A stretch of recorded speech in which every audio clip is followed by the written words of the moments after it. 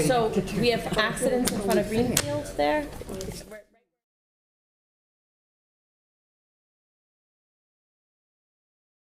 Call City Property and Claims Committee to order at 6:45. And I have one motion. From the docket of September 6th, 2022, I entertain a motion to accept the builder's plate from the Attleboro Victory, currently hanging outside the Veterans Office from the U.S. DOT Maritime Administration, which has been on loan since 1994. Given the nature of the loan and the time it has been in the city's possession, the Maritime Administration would like to convert the loan into a permanent donation. Second. Thank you. I think it's pretty self-explanatory, and I think it's a nice thing that they want to do here. So anybody have any other questions or concerns? It's a very generous gift. Thank you. Okay. So hearing no other concerns, all those in favor? Aye. And that motion passes, and that is all the motions, that business that the City Property and Claims has this evening. So I'd like to call an adjournment at 6:46. Second. And all those in favor? Aye. Hearing favorable, motion passes, and we are adjourned at 6:46. It took so long. I know. Probably 2 minutes.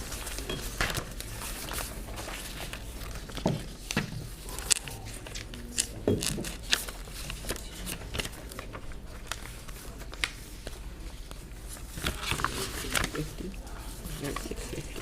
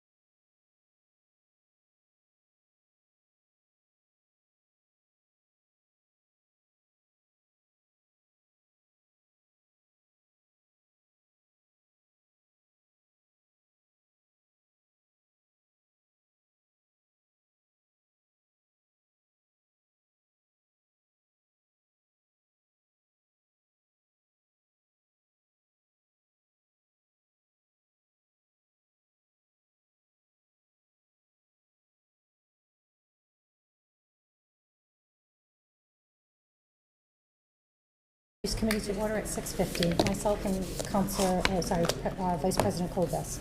I have 3 motions this evening. From the docket of September 6, 2022, I entertain a motion to approve the mayor's request to accept the easement from R.J. Proul Corporation. This easement is needed so that the city may repair, replace, improve, and maintain a storm drain line connected to a catch basin within the layout of Bishop Street. Therefore, we approve the mayor's request as shown on plan entitled Easement Plan 185 Bishop Street, Assessors Map 200, Lot 17B, Attleboro, Massachusetts, dated January 26, 2022, prepared by Brian J. Murphy, PLS. Second. Thank you. I don't really have any comments. We did receive extensive backup material on this. All those in favor? Aye. Aye. Motion passes. From the docket of September 6, 2022, I entertain a motion to approve the mayor's request to accept an easement to the town of Plainville as set forth in an intermunicipal town. The town of Plainville is requesting this easement so it may create a hiking and walking trail in the location of an existing cart path on a landlocked parcel that the city owns in Plainville. Therefore, we approve the request to accept this easement as shown on plan entitled Easement Plan 301 Washington Street, Plainville, Massachusetts, Assessors Map 1, Parcel 17, dated May 11, 2022, by Level Design Group. Second. Thank you. Again, we did, it's pretty self-explanatory, and we did receive a lot of information on that. All those in favor? Aye. Aye. Opposed? Motion passes. From the docket of September 6, 2022, I entertain a motion to approve the mayor's request to accept an easement from Woodlark Development Corporation. This easement is needed to accommodate a water main loop to serve Woodlark's proposed cluster development at 0 Pond Street. Therefore, we approve the request to accept this easement as shown on the plan entitled Easement Plan Lawn Street, Attleboro, Massachusetts, Bristol County, North District, Assessors Plat 2, Lot 95A, dated May 13, 2022, prepared by Robert R. Litchfield, PLS. Second. Thank you. Again, we received some backup information and kind of it's pretty self-explanatory. All those in favor? Aye. Aye. Opposed? The motion passes. This concludes the business this evening. I'll call for an adjournment. Second. All those in favor? Aye. Aye. We are adjourned, 6:52.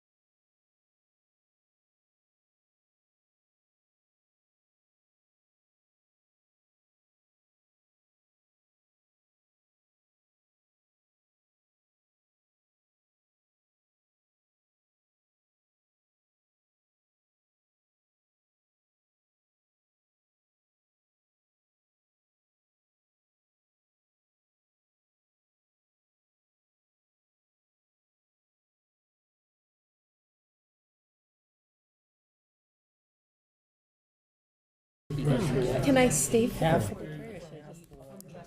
Don't tell me you Keep it neat. Okay. by hand? Okay. Yeah, oh, like a sprayer spray, okay.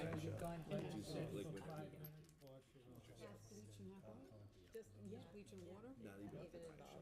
Bleach will kill anything. I like that simple. I've been ignoring phone calls. It's great. But maybe I'll do bleach because it's been a while. Feels nice to not answer the phone. You got any high spots? Not too high, my house isn't nice. Because I got a pressure unit here. Chris, there's nothing single about. Yeah. No, my house is ideal. I can get up there with a 6-foot ladder. I'd like to call this meeting Municipal Council to order at 7 o'clock. Before we rise for a salute to the flag, after we salute to the flag, I'll ask everyone to remain standing for a moment of silence. 2 weeks ago, retired firefighter Dave Capraro passed away. Dave was a firefighter assigned to Engine 1 and a proud member of the Attleboro Firefighters Local 848. Our thoughts are with his family and friends, as well as the Attleboro Fire Department. I pledge allegiance to the flag of the United States of America and to the republic for which it stands, one nation, under God, indivisible, with liberty and justice for all.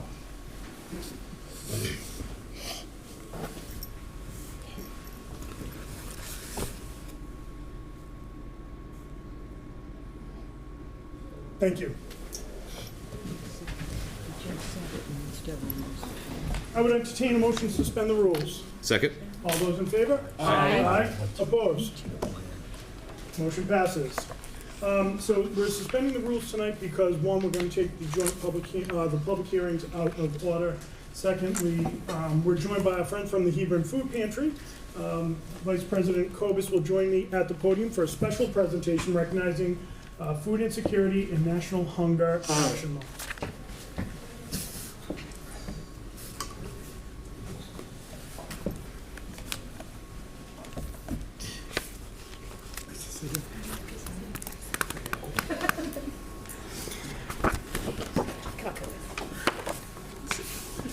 Attleboro Municipal Council proclamation.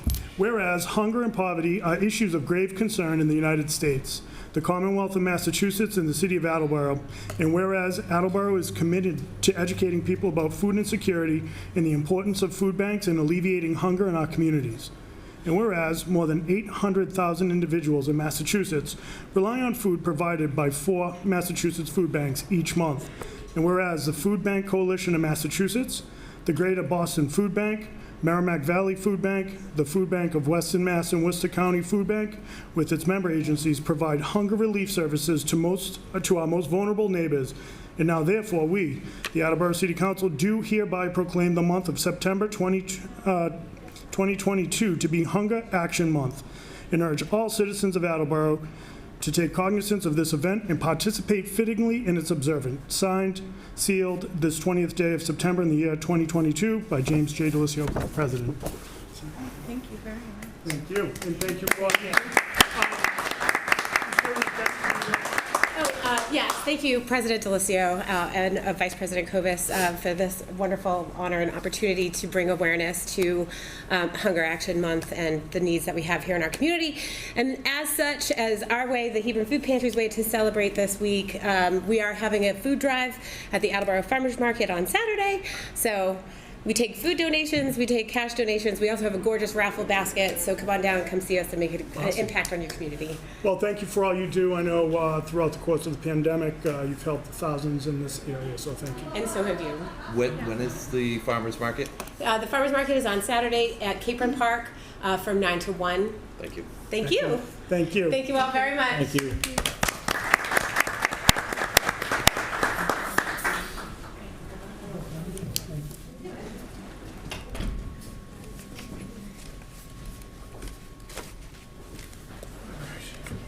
Virginia's going to grab the planning board, and then we'll get going with the first of our 7 public hearings this evening.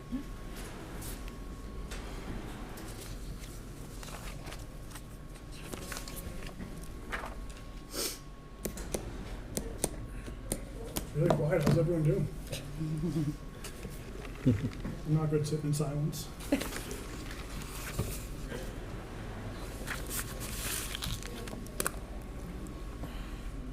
Good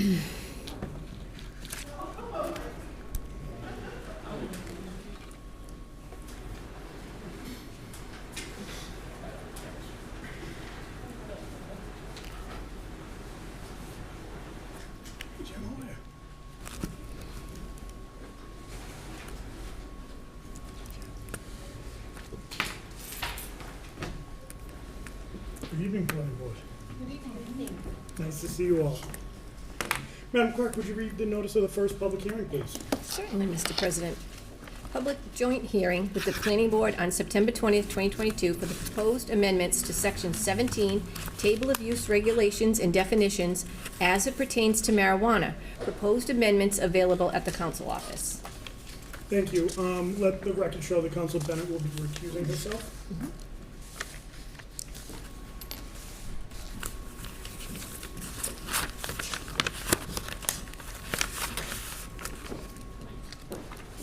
And do we have anyone to speak in favor?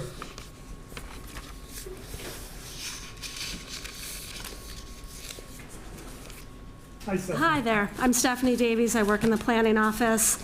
I am actually just here to explain the proposed ordinance changes, if that's okay. It looks sort of complicated on paper, and I just wanted to make sure that everyone was understanding the proposed language, if I may. So essentially, what we are proposing to do is expand the marijuana retailer business to be allowed in the general business and planned highway business zoning districts by special permit. Currently, all of the marijuana businesses are only permitted in industrial and industrial business park zoning districts. So this would allow retailers only to be able to apply for a special permit from the Zoning Board of Appeals in the general business and planned highway business zoning districts. In addition, what we've done in order to facilitate that modification to the ordinance is we have expanded the table of use regulations to identify all of the various marijuana business uses, types of uses, so cultivation, manufacturing, retail,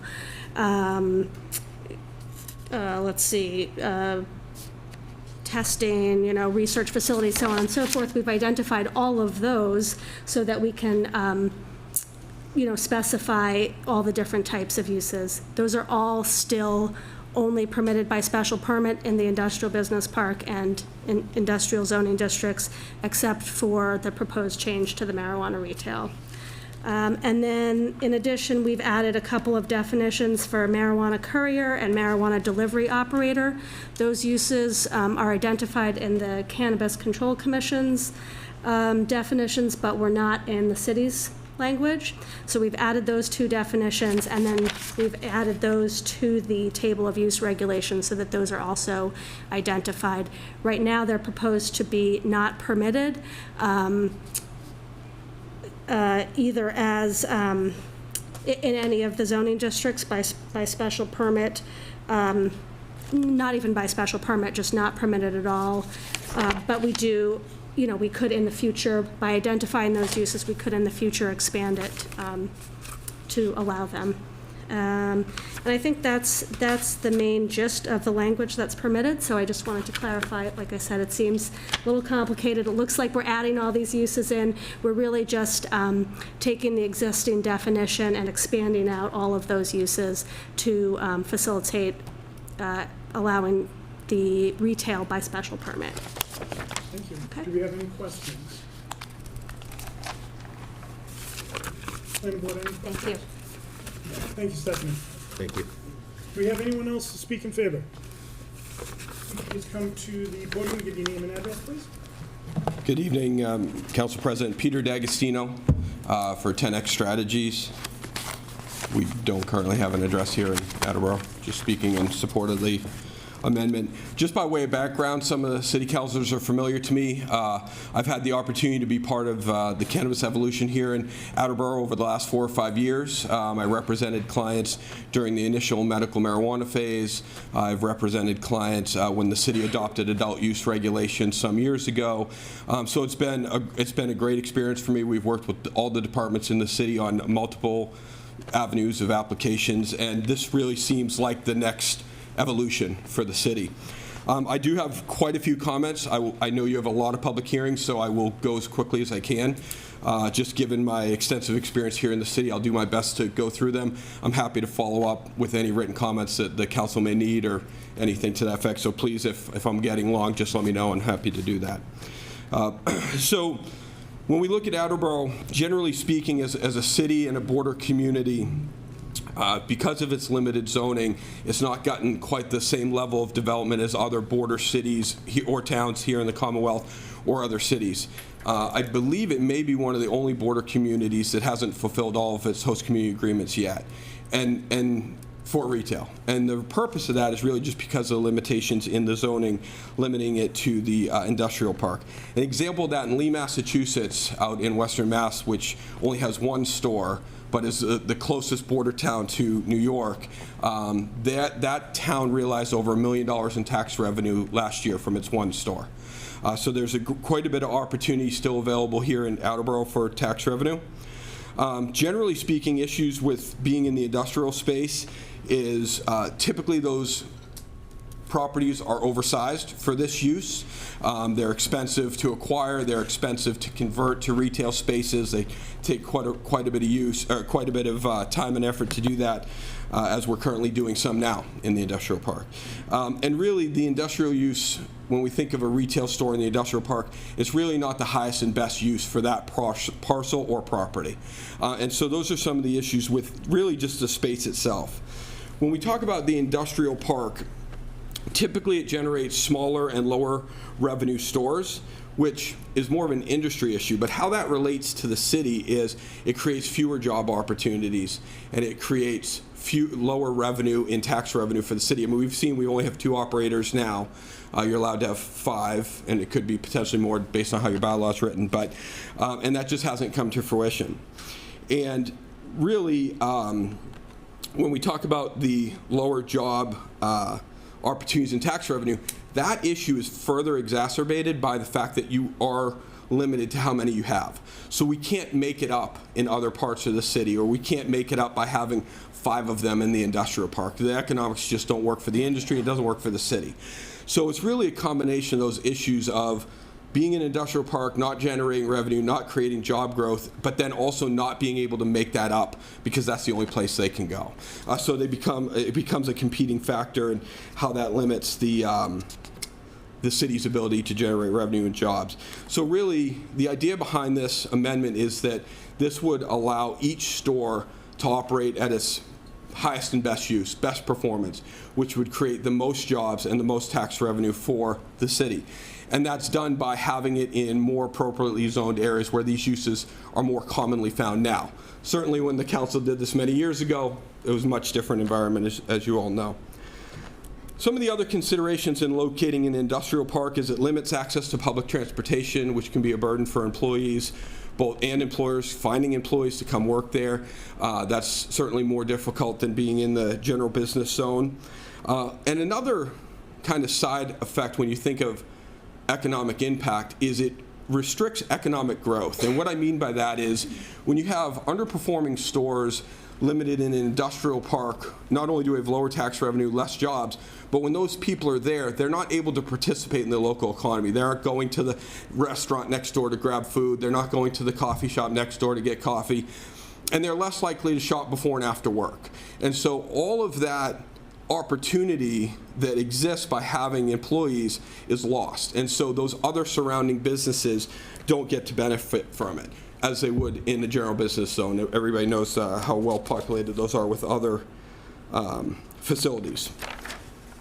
The next thing next point is switching over thoughts from kind of some of the down, how the city's not benefiting from everybody being in the industrial park, is the commercial landlords. The commercial landlords are left out. As we know, many commercial landlords had to not take rent during the pandemic, even though the tenants were still there operating. They've lost tenants, restaurants, other small businesses, and they're being left out of the opportunity to get these businesses, keeping in mind it's a very limited amount, but nonetheless, they're out of the opportunity to get these businesses that did very well during the pandemic, kept their people employed, continued to generate tax revenue for the city, gave people a place to go. Those landlords can't participate in that, and there's many commercial properties available in the general business zone that could otherwise be used. And those properties are also would be considered by many to be a higher and best use for a retail store as opposed to the industrial park. Finally, maybe the most significant impact by placing a store in the industrial park is the lack of impact on the illicit market. And this isn't something we talk a lot about, but I do hope the council and the planning board will consider this. If you go back to the opening meeting of the Cannabis Control Commission, 2018-ish, they opened with the remark that they were there to regulate the industry with the hope of eliminating the illicit market. And by doing that, it is the best and fastest way to prevent youth access. We want to bring cannabis off of the street into a regulated and taxed and tested industry, much like alcohol, where it's much less accessible to children. And so with that, if we don't allow retail stores to succeed in Attleboro, and we limit them to the industrial park, putting everybody basically in the same couple of blocks, it provides an incredible opportunity for the illicit market. Here in Massachusetts, the only thing illegal about cannabis outside of these stores is the transaction. So as soon as the transaction made, the person possessing it is legal. So it's very difficult for law enforcement to keep up with that. And so our fastest and best way to reduce the impacts of the illicit market is to allow for these stores to be successful here in Attleboro. So I do hope the boards and the council will give some consideration of kind of an unintended consequence. I think it's an important one, and I'm happy to discuss that with the council further. So that's one, I think, a significant point. So in summary, the benefits to Attleboro, and that's really what we're here to talk about. It isn't about an individual store, an individual company. I've seen this industry grow here in the city. I've been a part of it since the beginning, literally. And why is it important to Attleboro? It increases tax revenue both through sales and personal property tax as these sites are developed. It increases job creation through higher performing stores because we'll have more robust stores, which will allow for more employees. It increases investment in Attleboro. We know we're 5 years in, I believe, in Attleboro. We have 2 stores, and even some of the cultivation facilities have struggled to get going. We need to expand their ability to invest in the city. It increases economic development in the way I talked about earlier, where employees would have the ability to shop at businesses in the general business zone. And most significantly, it's the fastest and best way to reduce the illicit market here in Attleboro. So with that, Mr. Chairman, I thank the council and the planning board for their time, and I'm happy to follow up with any questions or any information they may need. Council Reynolds. So I have a question for you. Have you given any thought or consequence to the people that have been here for 5 years, that spent millions of dollars and had to go into an industrial? They had to spend their money on industrial because that was the rule. What happens to those people? Have you given any consideration to that? Absolutely. I think it's a great question, if I may, Mr. Chairman. So it's a couple of different points. One, by being the first in, you certainly had a first mover advantage. You've been realizing sales all along. You've been able to create a customer base, so on and so forth. But more importantly, remember, if we don't do anything, 5 or 6, 7 people could be in that same couple of blocks with them. What does that do to those businesses? It has a very substantial impact to those businesses if that level of competition were to come in and only be allowed in the industrial park. And so by expanding the areas in which they could be, that store that spent that money and grew their customer base and made those investments are maybe more protected because they have those customers. That is their business. Now people go to other places in the city and create other businesses. Remember that you established your limit on retail stores as a function of 20% of your liquor stores, which means there's 5 times as many liquor stores in town. And so I don't think this harms them in that way. I think it's more harmful to put everybody within just a few blocks of each other, relatively speaking. So, may I? So, you're basically, talking, I think, around in circles. It's still a real expense and a loss to those businesses that have been forced to be in a very high-end cost market by going into industrial. And so if this type of thing would be passed, is it something you would consider to give, or I think the planning board and others to consider an opportunity for those that are already there to have 18 months or a year prior to anyone else opening up, that they have that chance to move their business into the retail section? Well, And have you given that any consideration? Because that is what will help the people that already have spent millions to set up. And I appreciate that, and I understand that. I don't think I was speaking, I tried not to speak in circles, so I apologize if I did. I think it's a clear line. Those businesses have had the benefit of the first mover advantage for years. They worked hard for it. Without a doubt. Without a doubt. They've worked hard for it. But in doing that, you're not, I think you would have to assume that all of their customers would leave and go somewhere else. No, I don't think that's a fair assumption to say. I don't Well, think that's a fair I don't know assumption. what the need If for you're the- moving, Yeah. if you're moving, and it seems to me that we should have movement, that Right. you want the retail, you want to open it up, and that they're in every section of the city, not just on Route 1. In every section of the city. You want them in the east, the west, the north, the south. Sure. And we, right now, based on industrial, have people on different sections of the city. In fact, the one time they put them too close together off of County Street, we've had nothing but issues. Right. So we certainly don't want to see that. But I'm still talking about money, the financial input of the companies that already started under strict regulations and rules, that they should have the benefit of being able to make that move first into a retail market if this is something we make a decision to do. Right. And I think that's something you and anybody else that wants to see this happen should consider. I think it's a fair point. I think that, keep in mind that the people that come behind them will also make those same investments, of substantial financial investments, but without the benefit of having been the sole operator in the city for some period of time. They will have to make those similar investments.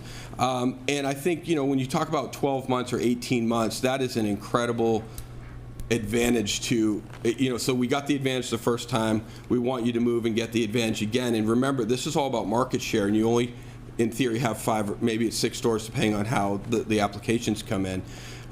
So, again, it's ultimately to the council. I think that presents a overly aggressive market advantage because it's about market share. I understand what you're saying, but I'm just going to, again, ask if you think that would be a fair advantage to new people coming in to not have to take the risk that the first 5 that applied for it, that you said yourself just a few minutes ago, have not even been able to totally get on board yet with making their money back. So, those are the end of my comments. Thank you.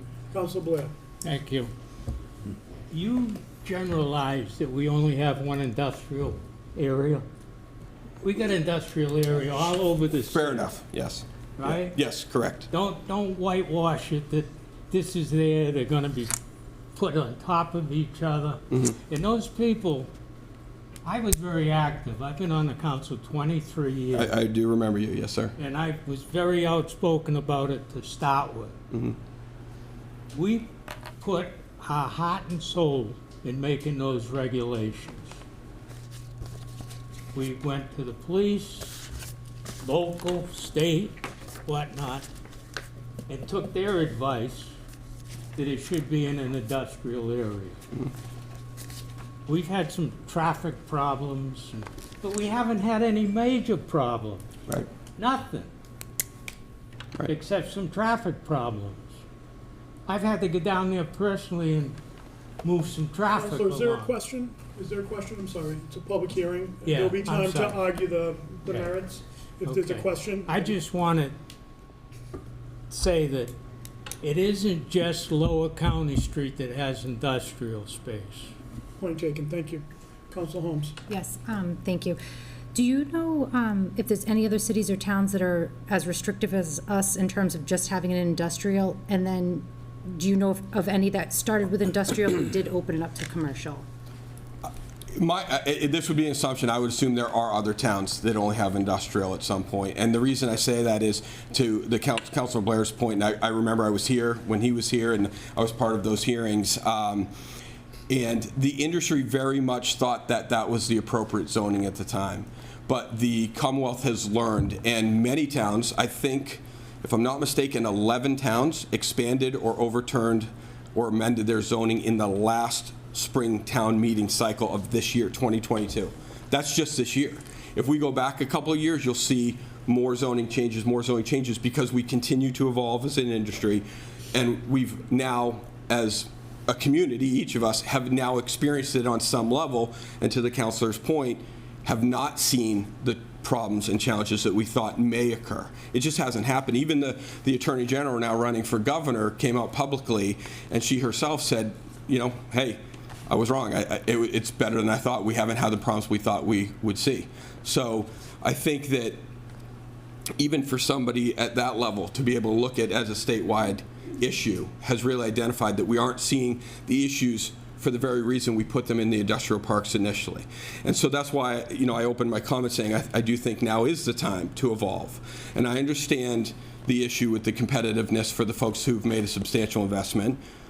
I argue they've had a substantial benefit, but remember, it kind of in my closing remarks, I made it about the 6 or 7 points that do benefit Attleboro as a whole. And so I understand there will be challenges and benefits for different companies at different times, but that doesn't undermine the overall benefit to the city in the points that I'd laid out previously. So to answer your question, 11 in the last Springtown meeting, I know of at least 2 that we're working on that the Attorney General hasn't even issued yet, which would bring it to 13. So this is very much evolving on a very regular basis. Vice President Kovas. Hello, and thank you for coming down here.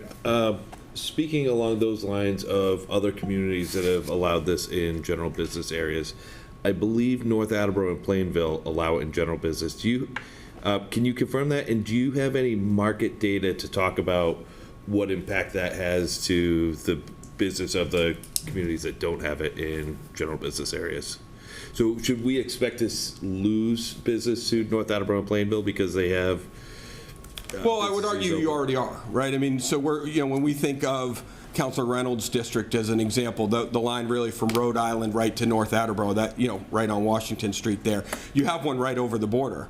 Well, they're not there by mistake. They went there because the city didn't let somebody else go there. So they say, great, we'll pick up all the Rhode Island business and we'll pick up, think of, I don't know a single Chick-fil-A in the world that's slow.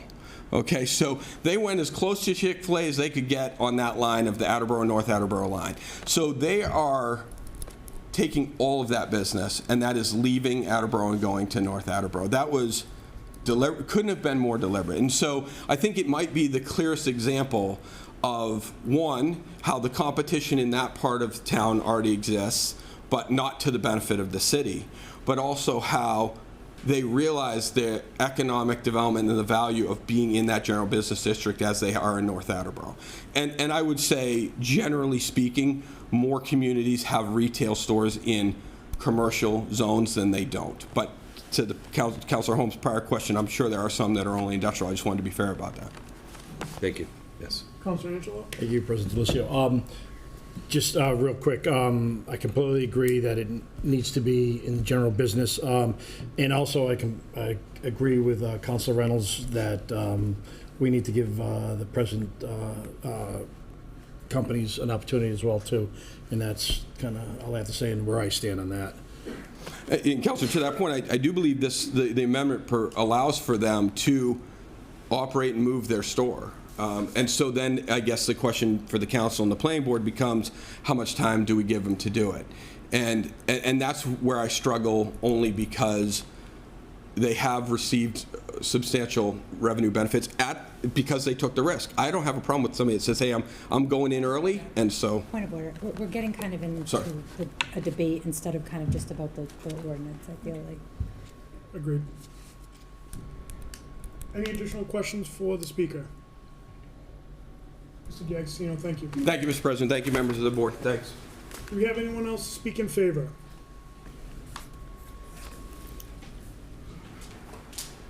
Good evening, everyone. I'm Blair Fish. I'm an owner and chief operating officer of Nova Farms. And good evening, I'm John Kenyon. I'm one of the founders and in-house counsel for Nova Farms. I think it was approximately 4 years ago when we were last before you when we received approval for a retail store at 34 Extension Street. We've been operating there for about 2.5 years with no issues. Whatever you want. Yeah, sure. Just a little bit background on us. We're now a top 3 operator in Massachusetts. We have 3 dispensaries, one in Attleboro, one in Framingham, one in Drake. We've got a grow out in the Berkshires, large manufacturing here in Attleboro. We also have a dispensary in Maine, an indoor grow in Rhode Island. We're building a dispensary and grow facility in New Jersey, as well as Connecticut. Since we've opened here in Attleboro, we have paid the city well over, I think, $3 million with our impact fee and host community fees as well. I believe the city used that for a gun detection system, which we are wholeheartedly super proud of, especially in today's day and age. We love that it's going to something like that to save a potential issue. God forbid it happens. If it does, we're very proud to have done that. Suffice to say, I would say out of everyone in Attleboro, we are certainly a best-in-class operator, not only in here, but in New England. So we're a pioneer, we're an innovator, and I would say that we're a qualified expert to talk about this same issue here in Attleboro.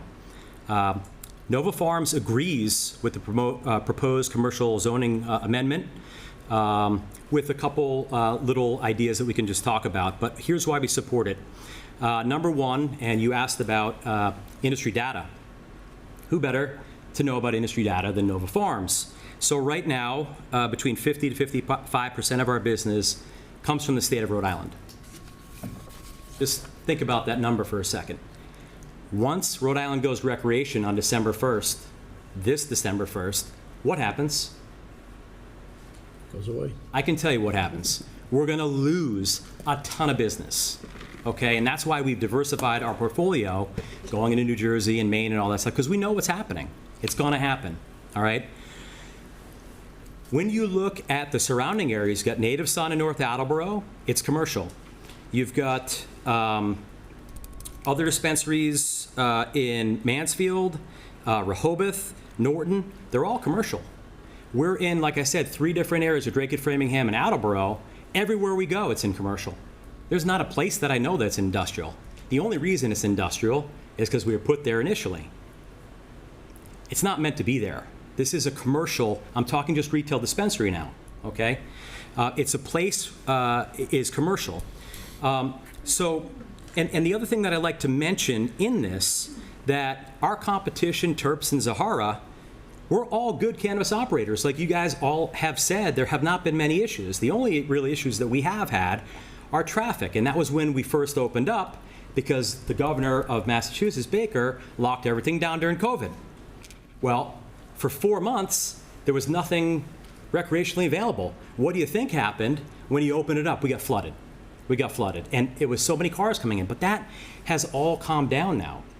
So now we've got a lot more dispensaries out there, and we're able to handle that. Other than that, there haven't been too many issues, right? You can talk to Chief Hegney. Chief Hegney was against us to start. He is the reason why we went into industrial parks in the first place with your municipal council decision.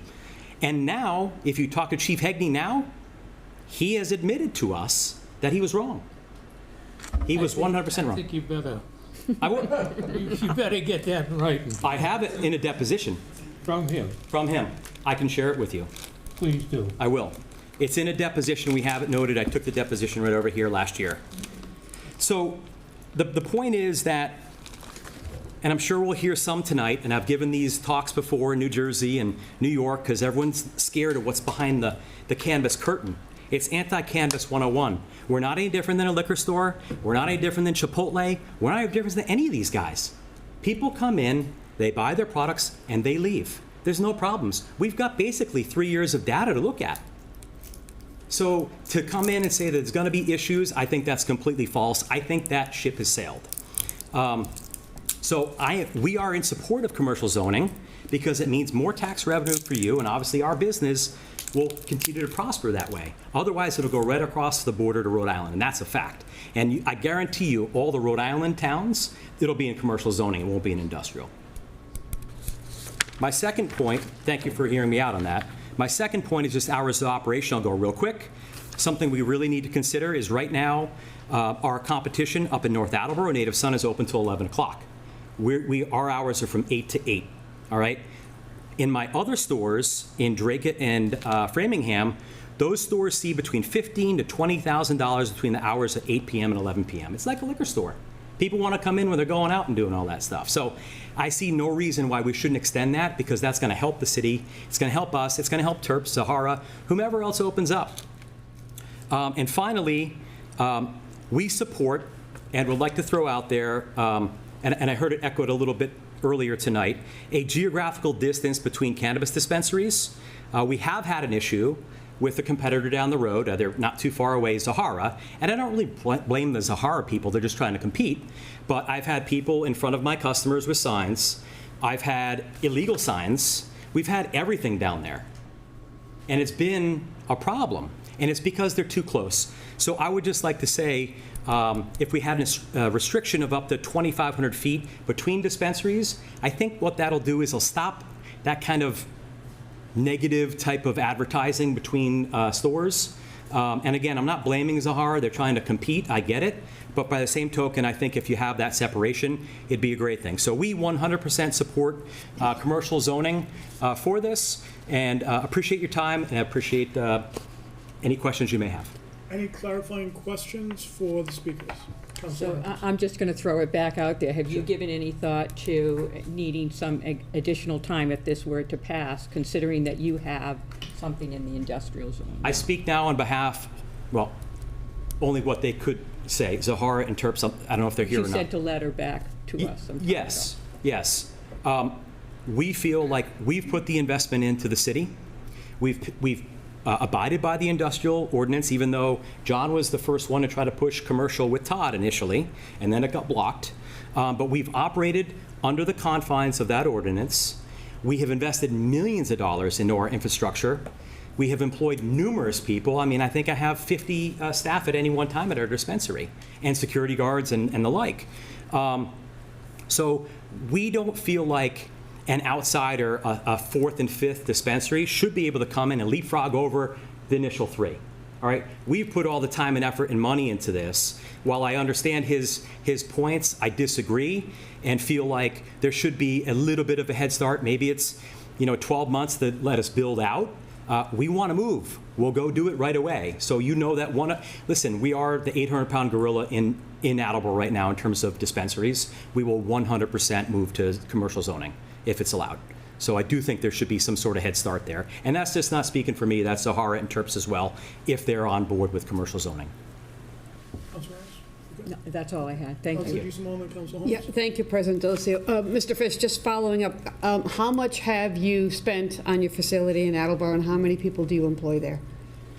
In total, we employ 200 people at our facility in Attleboro. We've spent upwards of $12 million on our facility. In total. That's manufacturing and dispensary. At the last count from last week, out of those employees, 30 of them are native Attleboros, and 25 currently live in Attleboro. Thank you. Thank you. Thank you. Council Holmes and Council Dolan. Thank you. What hours are you suggesting for the change? 8 a.m. to 11 p.m. Thank you. That's okay. Council Dolan. Thank you. Would you feel the same if you were trying to get into another community where they, exact same situation, but you were coming in after, looking at a commercial property, but you had to wait for the three before you to make a decision regarding the investment? That's a great question, and the answer is altruistically, yes. These people have put a lot of money into their facilities. They've paid the wave. They played by the rules, and they paid their HCA fees and impact fees. So I think they should be given a little bit of a head start, if you will, than someone that hasn't done it. I mean, Mr. D'Agostino talked extensively about his experience with getting things operational, but we are operational, right? So we've been doing it, and it's not easy. You know, we feel blessed that we're with you, such a great town to do this. On the other hand, it's a two-way street. We run a good business, you know, and we want to pay our bills. Thank you. Councilor Holmes? Thank you. So when Vice President Kobus started this process, and I understand it was pushed into industrial, which maybe doesn't make sense because it is retail. At that time, though, Attleboro was pretty forward in terms of in the Commonwealth. Is that correct? Okay, John. Sure. I mean, so we started first with the medical ordinance in Attleboro, and then Vice President Kobus worked on the adult use part of it. Great. And originally, we did have a lot of discussions about permitting it in the business zones, which was eventually not approved by the council. At the time, 2016 is when the voters legalized cannabis.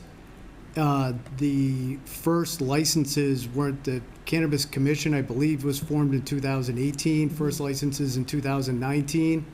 So Attleboro was ahead of everybody or ahead of a lot of the other municipalities as far as permitting cannabis in the city. But I can't say that putting it in the industrial zones was what other municipalities did. Some of them did. There are still some that do require them in the industrial zones. I don't have the data, but just from firsthand knowledge, I would say that most of them are permitted in commercial or business zones. Thank you. Any additional questions? Thank you both. Thank you. Thank you. Thank you. Is there anyone else to speak in favor? Hi, everybody. Good night. Scott Horan, I serve on the Traffic Study Committee. I'm voting, I'm here to speak in favor of this. I do think it is good for the city of Attleboro. You know, you can't live in a vacuum. You can say, well, it's in the industrial park. Rhode Island is going to open this, and this traffic is going to stay in Rhode Island. It's not going to come up here.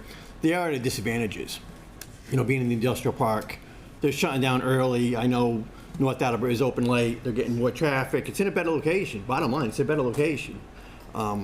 I would have concerns about making sure it doesn't get close to houses. You know, I wouldn't want someone to get stuck in a general business and having this pop up within. If they're proposing 2,500 feet between businesses, maybe 2,500 feet between houses. I mean, like, there should be something to protect residents from this. I know, Jay, you've either tried to make this change. I think this is the second time since the initial, didn't you bring it back prior to make general business in the past? No? I thought we had a vote maybe a little while ago. So I thought this is the second attempt to get general business included. No, well, I'm in favor. I know we thought the industrial park was the wrong location for retail operations. Any questions? Oh, and I like the other thing. We like to say there's no problems up there on Frank Mossberg, but there is. I know Kathleen, serving with you in the past, we got to extend no parking areas. There's maybe a Kelly, Ms. Bennett, Council Bennett has a proposal in right now to limit parking on one side of the street, and most of it is employees. There's not proper site planning up there. There's more cars than there are parking spots. And then we're trying to reserve the parking spots for retail operations. And all that stuff's getting stuck out in Frank Mossberg, and it's impacting the other businesses in the area. So if we're gonna be pro-business, let's be pro-business. And let's look out for the industrial customers that have been up there, tax-paying, you know, businesses, and let's support them at this point too as well. Any questions? Okay. Thanks, Scott. Thanks, Scott. Thank you. Yeah. Anybody else to speak in favor? Anyone else to speak in favor? Do we have anyone else, anyone to speak against? Anyone to speak against? Please come to the podium. Not too long, Joe. They're gonna fight it out.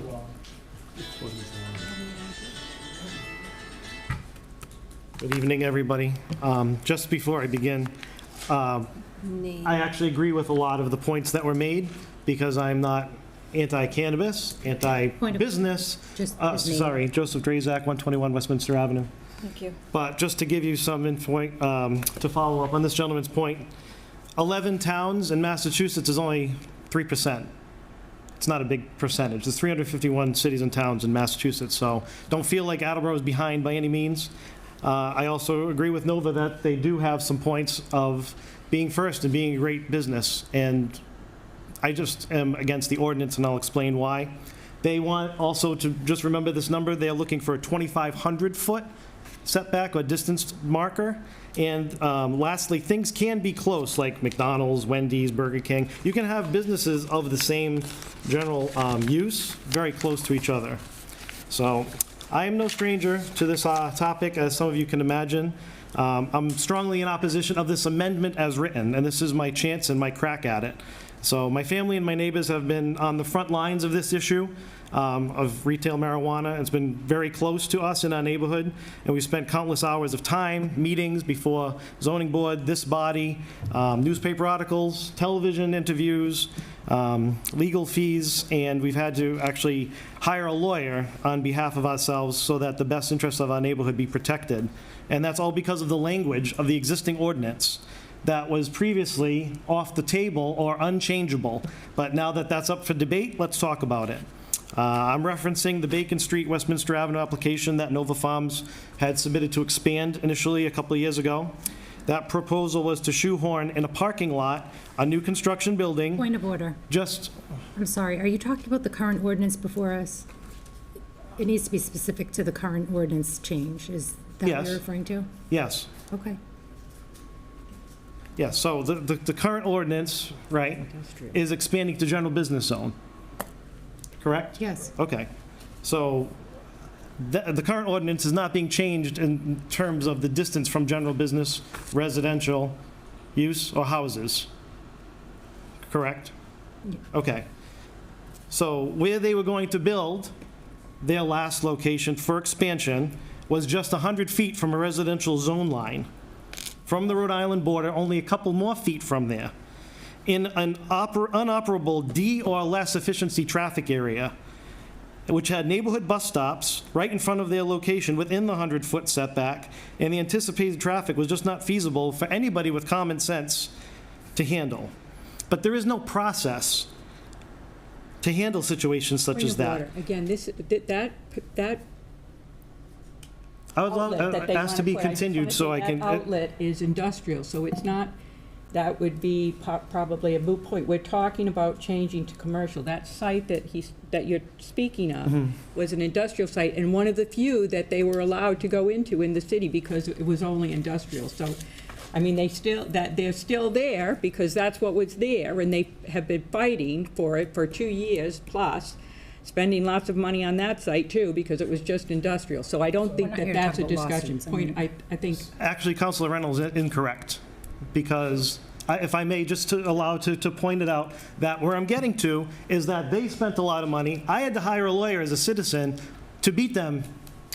The citizens came up with a petition. Let's give the speaker a little bit of leeway. I think that everybody else had plenty of time to speak here so far. I understand what you said, Joe. Okay, so I actually agree with you, and I will get to that if I'm allowed to. This is a hearing. I'd like to be heard. Well, Joe, it's a hearing, absolutely, and we want to Yes. hear from you, but it is about the specifics. Okay, I'm getting there. So the ZBA is the one that is the special authority of granting the permits. They will not have any more authority or tools in their box to stop other situations of what happening to me. Okay, that's the point. If you're going to keep it the way it is, and this is your window, this is cracked now. You guys want to change things, change the setback limits, because 100 feet is too close. 100 feet is from that door to barely the city clerk's office. Most lots are are more than 100 feet wide. So if you're talking about that, then this is your opportunity. So they did have an appeal in. The appeal went to land court. Mr. Erasian does not like things being appealed, and luckily, the judge saw that traffic was an issue, and the appeal was denied, okay? That's the background on that. Where this wants to go, in speaking with Stephanie, the senior planner, I found out that there already could be more than 5 retail sites with the current ordinance, leaving it alone in the business zone, the industrial business park or the industrial zones by themselves. There's no shortage of locations allowed. There's been applications that have expired. People have already gotten it approved, and it's already been so long that they haven't done it. It eliminates the need for it being in the GB or PHB zones. This was already on the ballot, it was approved, you guys did it, you put something into place. I'm talking about the 100 feet being too close. I wrote about it in a letter that's still in the committee listing. You guys haven't even listened or opened that, because it hasn't been an opportunity for it to be discussed up to this point. So my points are that there are no bus stops in industrial zones. So if you leave it where it is, you won't have that problem. If you're going to change anything, the distance, they want 2,500 feet from their opposition. As residents, they should have more than 100 feet from this business. It's going to be marijuana retail shop whack-a-mole. You're going to have it popping up over here at Dell's. There's going to be houses right behind it at Lee's Pond. You're going to have it up and down the busiest strip in the city. GB is all of Route 1. On one side, predominantly. I mean, if you want to look at the maps, that's where it is. From South Attleboro, you're talking Courtesy, you're talking the other side where the Midas is, and then there's houses intermixed. There's a dozen people that it affects as it's written now. You're going to change this to make it open to being affecting thousands of residents up and down the busiest streets where there's no room for expansion. There's plenty of room to park. If it's hard to park in an industrial park, where do you think it's going to be easy to park in a general business zone? Route 1, you can't get up and down Route 1 in under 20 minutes on a Saturday afternoon. Try to go from my house to Chick-fil-A. You want to talk about other businesses? You're going to bring more traffic into the wrong places. The good thing about it being in the industrial park is it dilutes the traffic by the time it gets there. And if people want to go there on a Saturday, most other businesses in the business park are closed, so they can actually do better and have the overflow parking and have the accessibility for it. So if you're going to make any changes to this ordinance, and now's your time, which I was told, oh, it can't be touched because it's already law, but it's not fair to the other businesses who have gone all the correct routes and put years and thousands and millions of dollars into their facilities, and you're moving the goalposts. You're changing it. There's no need to increase it. If you want to increase the number, put it on the ballot. Let the public decide. Or if you're going to decide here, that's fine. But mark my words, if they want expansion and they want distance from competitors, then the residents who are going to have to deal with it should get distance from the business itself. 100 feet is too close. 90 feet from home to First, add 10 more feet, and that's where it can be. And it's going to be popping up everywhere on Route 1. And you're going to waste the city resources of the police department, Chief Hegney, the zoning board, the people who work on it, the staff, the building department, all the fire department. People who have to look at these plans, they're wasting time looking at proposals because there's no mechanism in there to stop them when it should be stopped early. If it doesn't fit, common sense should say it doesn't fit there, no. But there's no mechanism. So if you're going to change it, if you're going to take an opportunity to do that, give the zoning board the tools. Put the tools in the ordinance. You're not changing it that much. You want to make a can of worms worse. Close the can. That ends my comments. Any questions for Mr. Drizzy? Vice President Kovas. What would be an acceptable offset from a residential zone? A school is 500. They're looking for 2,500. I mean, you'd have to take a circle. Look at the map. All right, here's the map. Here's Route 1. In your opinion, though? I mean, I'd make it 200 feet, 250 feet. I mean, all of these, this is Route 1 here. Here's the Route 1 corridor. All of these neighborhoods, all of this green is all residential. It's all of South Attleboro. I'm just asking, do you have a number in your head that would be I think it should all be 250 away from residential. I think if you're going to change the ordinance, this is your chance to do it, 250. It should be 250 from everything. 100 feet is too close. 100 feet, a 250 gives everybody a chance because you're not going from the lot, you're going from the building corner. So if from my house, the center of the street is 100 feet, the Courtesy building, that setback is 200 feet to Washington Street. So they could put a building in the front of their lot, and I'd still have to look at it through my window because it's too close. So do you know what the setback is for a liquor store? I'm not sure.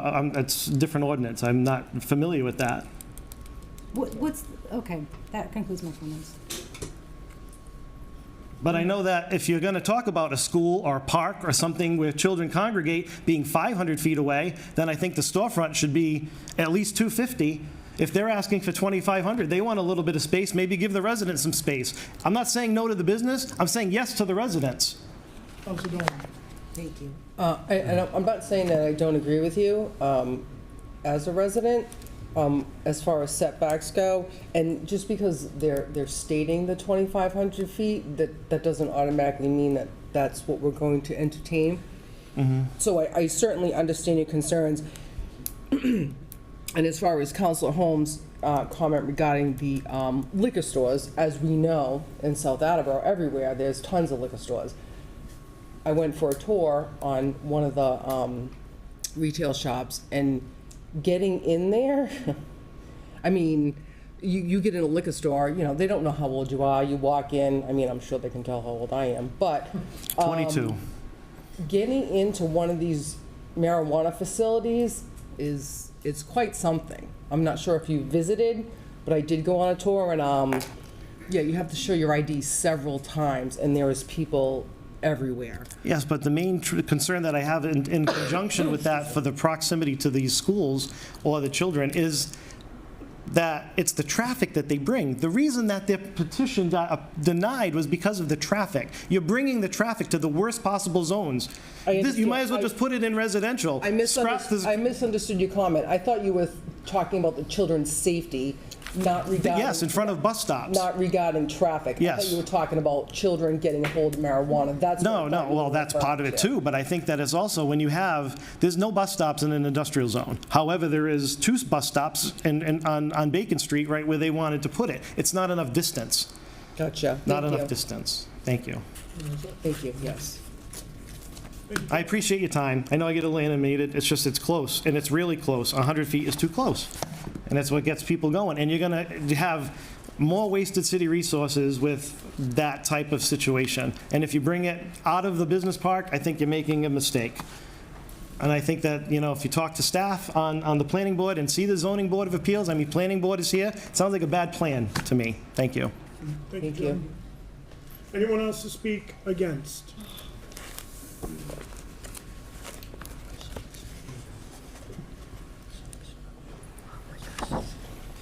President Cook, for your... Good evening.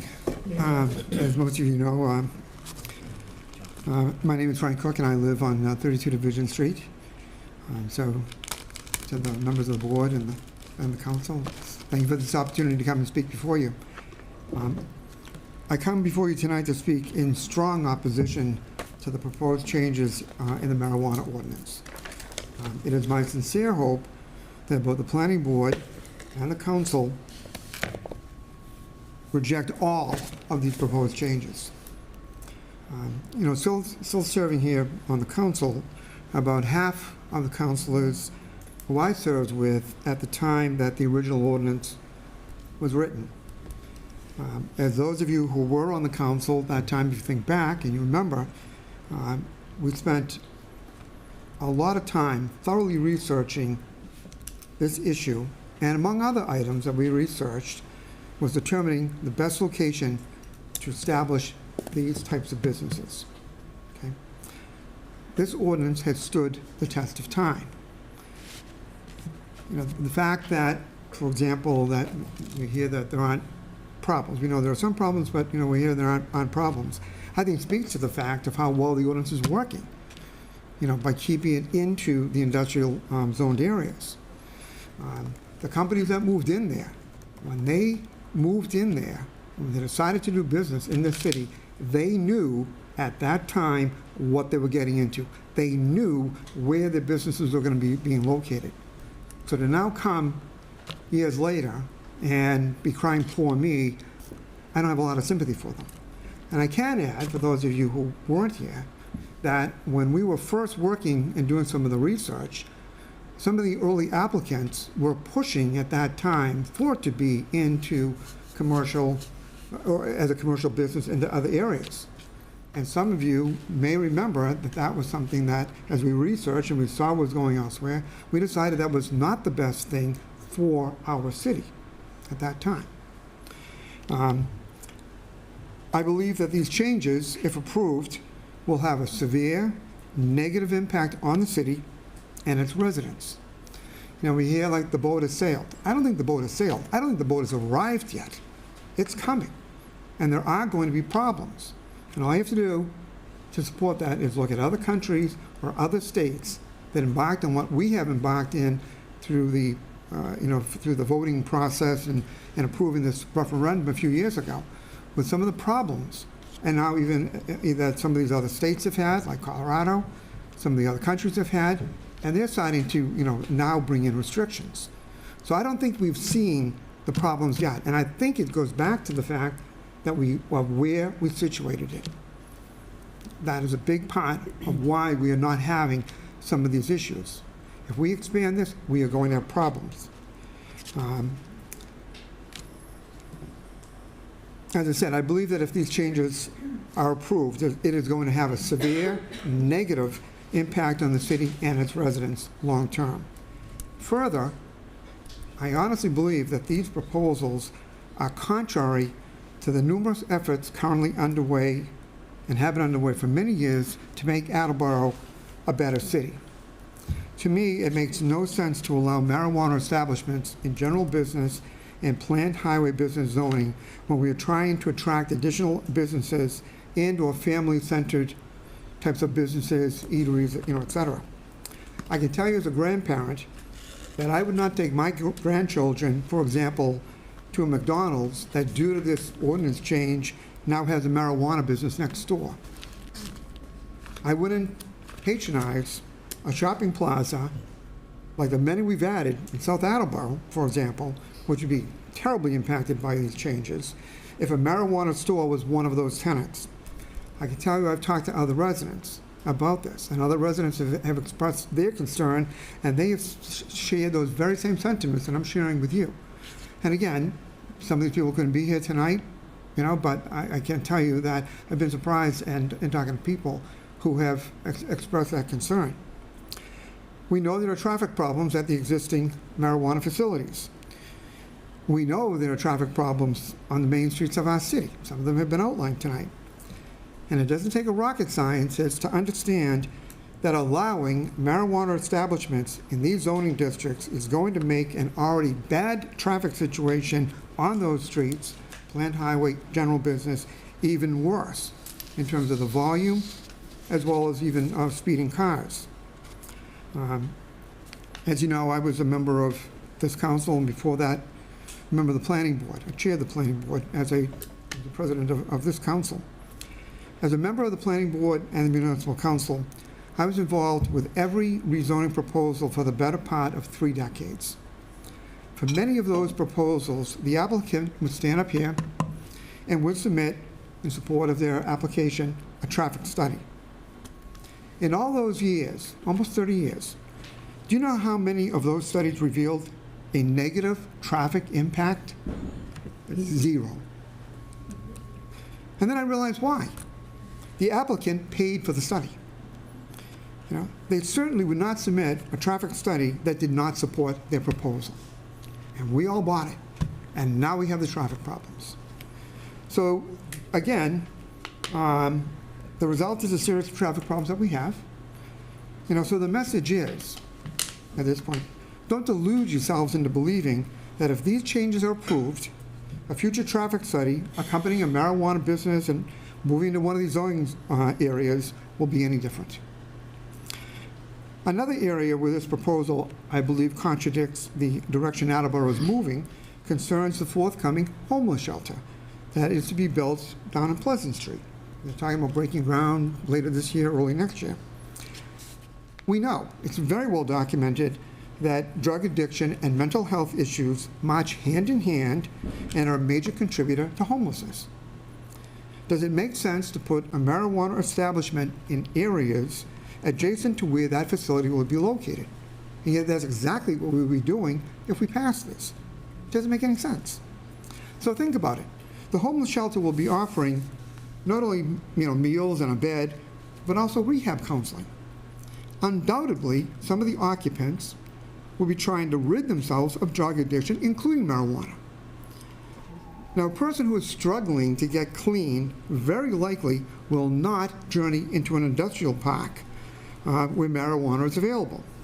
However, if that same person sees pot shops as they travel down one of our streets or in a shopping plaza, they are more likely to fall to that temptation, the habit they're trying to kick.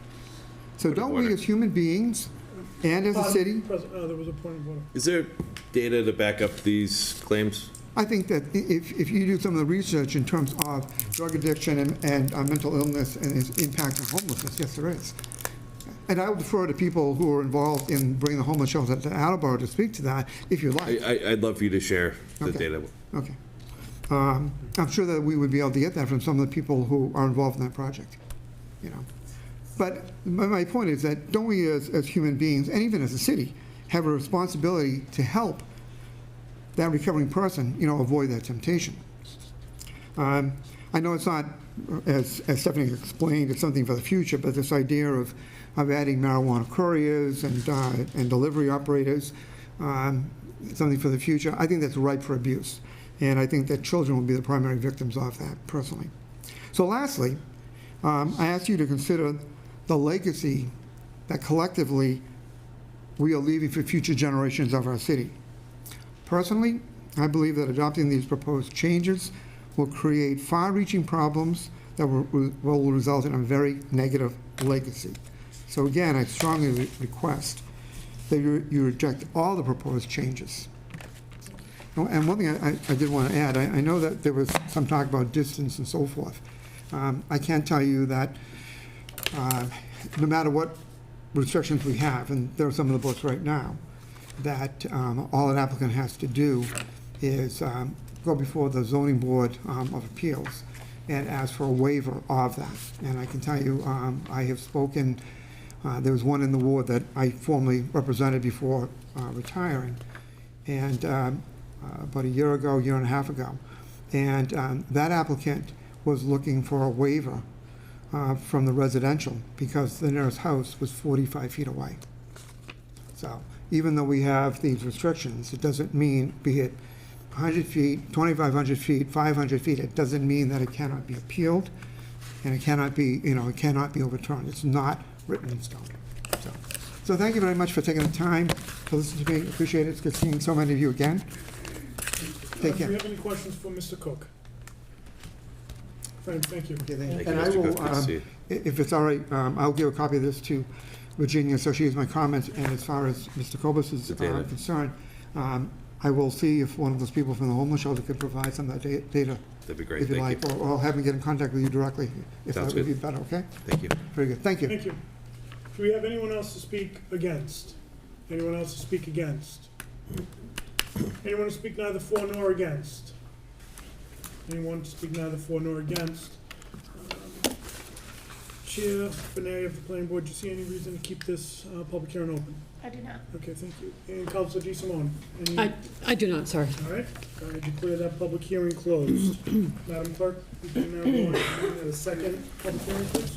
Certainly, Mr. President. Joint public hearing with the Planning Board on September 20th, 2022, to amend zoning ordinance 17 to allow for accessory dwelling units on qualifying residential properties. Proposed amendments available at the council office. Thank you. Do we have anyone to speak in favor? Stephanie will actually wait for Council Bennett to return. Oh, yep. Sorry about that, Kevin.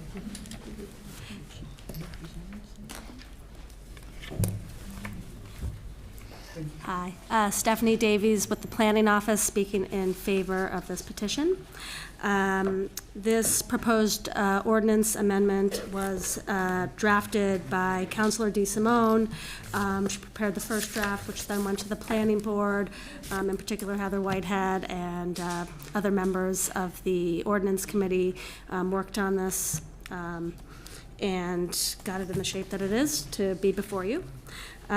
So basically, this is a proposal to amend the zoning ordinance to allow in-law apartments to be included with single-family dwellings. We currently allow in-laws, but it's not identified in the zoning. It's not a use that's identified in the zoning ordinance. So today, if you own a single-family home and you wish to add an in-law unit and you're in a single-family zoning district, you can construct that unit but you have to be able to access it through the interior of the existing dwelling. So what this proposed ordinance does is it codifies essentially the in-law unit, and it gives it regulates it. So there's a limit on the size. There's some criteria as far as the number of residents. It must be owner occupied. And now you are, the main sort of distinction between the way we do things now and what this ordinance will allow is that you can now have, for example, a unit on the second story of a garage. So you're not able to access it through the main dwelling, but it's still attached to the existing single-family dwelling. Or you might, put an addition on the back of the garage. Again, you have that garage between it. But now you're able to access the two dwelling units separately. So that's kind of the main distinction. It's sort of minor, but it allows us to sort of think about a way to legalize these units and put them in the ordinance so that we have a way to answer the question, because it is a question that we get quite frequently. Folks want to add an in-law apartment for mom and dad, or also it could also be occupied by a disabled child, or any number of facility opportunities like that. So like I said, there's a maximum of 900 square feet. It's owner occupied. It's only in a single family dwelling, so we're not proposing this in duplexes, so you couldn't add a third unit. We haven't gone to that point right now. If you have a single family in a general residence zoning district, a two-family is allowed by right. So essentially, we'd say you'd just be creating a two-family instead of a single family in a general residence zoning district. So that's generally what it is. We do require a certificate of occupancy for the in-law, and that would be a certificate done through the building inspections office. You'd have a notarized letter with proof stating that the owner will occupy one of the dwelling units, so on and so forth. So there are some details within the regulations that you have here that provide some specifics on the nature of the in-law apartment. Councilor DeSimone. Thank you. Stephanie, thank you, and thanks for the planning board. I'm super excited that this is finally before us. And my question is just, it's pretty easy. I'm just wondering why you changed it, why are you referring it to in-laws when the current terminology, at least as I understand it, is an accessory unit? Why are we sticking with in-law? So I believe we're doing in-law because of the familial relationship, whereas an accessory dwelling unit, I think, could be a unit that could be rented out to a non-family member. And so I think there could be a future extension of this ordinance, but I think we wanted to keep it in this sort of family relationship, and the in-law is how we frequently hear about those types of units. This was sort of an easy thing to bite off, but there certainly are extensions of the accessory apartment that we could foresee moving to. Thank you. Any other questions? Stephanie, thank you. Thank you. Do we have anyone else to speak in favor? Anyone else to speak in favor? Anyone to speak against? Anyone to speak against? Anyone to speak neither for nor against? Chair, Benet, do you see any reason to keep this public hearing open? I don't. Yeah, thank you. Councilor DeSimone? I'm sorry, no, I don't. I think it's I'm sorry, actually, I Yeah, disagree. sorry. You're right, you're correct. Thank you, Yes. sorry. Councilor Holmes, any reason to keep this open? No. All right, I declare that public hearing closed, and thank you, planning board. It's always good to see you. Sorry about that. Sorry, Evan.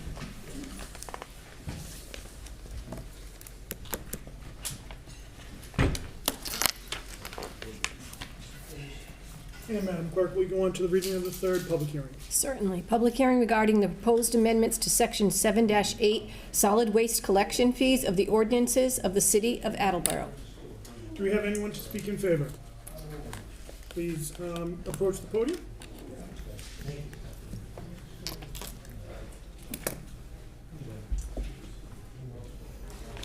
Hi, I'm Cheryl Perry, Solid Waste Manager in the Health Department. Good evening. Good evening. Excuse me. There are 3 proposed changes to this ordinance, and they all regard fees. The first one is for tire disposal at the recycling center. There has been a very large increase in disposal costs for all of our tires at the recycling center. For a number of years, through 2021, we were paying $1.50 per tire for disposal. In April 2022, prices changed to $2.50 per tire. This includes cars and small trucks. As of August 2022, we are now paying $5 per tire with a 5% fuel surcharge. We are looking to implement the same charge of $5 for cars and small trucks. For tires over 19.5 inches, $7.50, and tires over 22.5 inches, $20 per tire. Currently, the policy in the health department is the first 4 tires are free, then they pay $1.50 each. I did a comparison with other towns.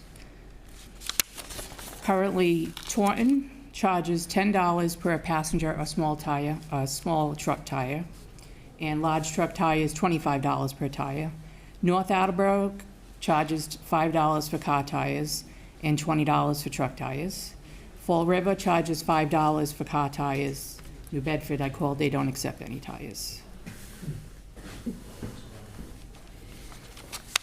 that's regarding tires. Any questions? Any questions on the tires? So, Cheryl, did you say 5, $7.50, and $20? $5, $7.50, and $20, yes. Thank you. The next is fire extinguishers. We currently pay $6 for each fire extinguisher we dispose of. We do not charge for these at all. We have never charged for those. Just to give you an idea, in 2022, we had 96 of them to dispose from residents, and to date, we're up to 141 since July 1st. So we're... So you're talking fiscal '22? Yes, fiscal year '22. Lastly, mattress recycling. So we're looking to implement a fee for mattress recycling program, which is going into effect November 1st. The disposal of mattresses, box springs are 2 of the latest items to go into the waste ban. We are signing with a company called Ace Mattress Recycling, and it's going to cost the city, each time they come, there's a $375 transportation fee and $13.50 per mattress. We need to have at least 40 to 50 mattresses for them to pick them up, so we're going to be storing them in 2 storage containers. And the charge we'd like to charge is $25 each piece. That would get us at between 40 and 50 mattresses to cover that. Any questions? Any questions? Councilor DeSimone. One, I'm sorry, Charlotte, maybe I misunderstood. So is Waste Management no longer picking up mattresses from residents' homes, right? That's Yes, stopping? as of November 1st, Okay. they will not be picking them up at all. Right now, they collect them for $29 each piece. Right. This will be a cost of $25 each piece, but they will need to bring them there. Okay. Waste Management will not pick them up. Did you track any other municipalities on what they charge residents for mattresses? I'm just curious. What they're going to go to? Yeah. So this company here is on the state bid list, Ace Mattress Recycling. I did call several of their references, that they got very good reviews. North Attleboro is using Ace Mattress Recycling. I really didn't call other towns to see what they're charging. We pretty much are charging close to what it's costing us. Yeah. We will have to assist residents putting them into the trailer, so a little of that is counted into the labor cost too. All right, thank you, Cheryl. Thank you. Any additional questions? Thank you, Cheryl. Thank you. Thank you. Anybody else to speak in favor?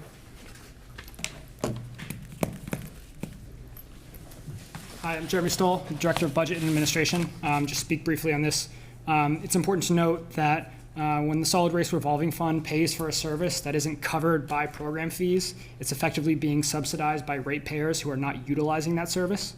So every time that the fund loses money on a tire, mattress, etc., it's being paid for by those not benefiting from that service, which is not the thesis of how a fee-for-service revolving fund should work. So Just wanted to make sure that was clear to everybody. Thank you. Any questions for Jeremy? Councilor DeSimone? Just thanking Jeremy. No, I just want to thank you and Cheryl because that's absolutely right. Why are we not charging people? And these fees, to me, out of the gate, seem very fair. I mean, I'll resign final opinion, but they seem very fair. So thank you, Jeremy and Cheryl. The genesis of Cheryl's approach was that the fee pays for the service. It's not money making for the fund. It covers the cost of the service. So. Thank you very much. Thank you. Anybody else to speak in favor? Anybody to speak against?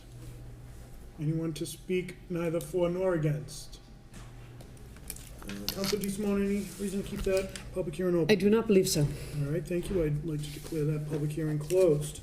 Madam Clerk, if we could go to the reading of the fourth public hearing, please. Public hearing regarding the possible adoption of Mass General Laws 40U, which provides municipalities with an additional method of collecting certain fines along with the non-criminal disposition process provided by Mass General Laws, Chapter 40, Section 21D.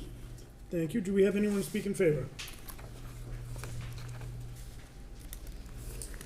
Hello, Jeremy Stahl, Director of Budget and Administration.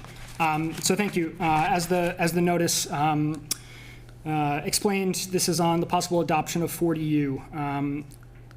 City Solicitor Cynthia Mara wrote a letter dated on September 6th, which summarized much of this.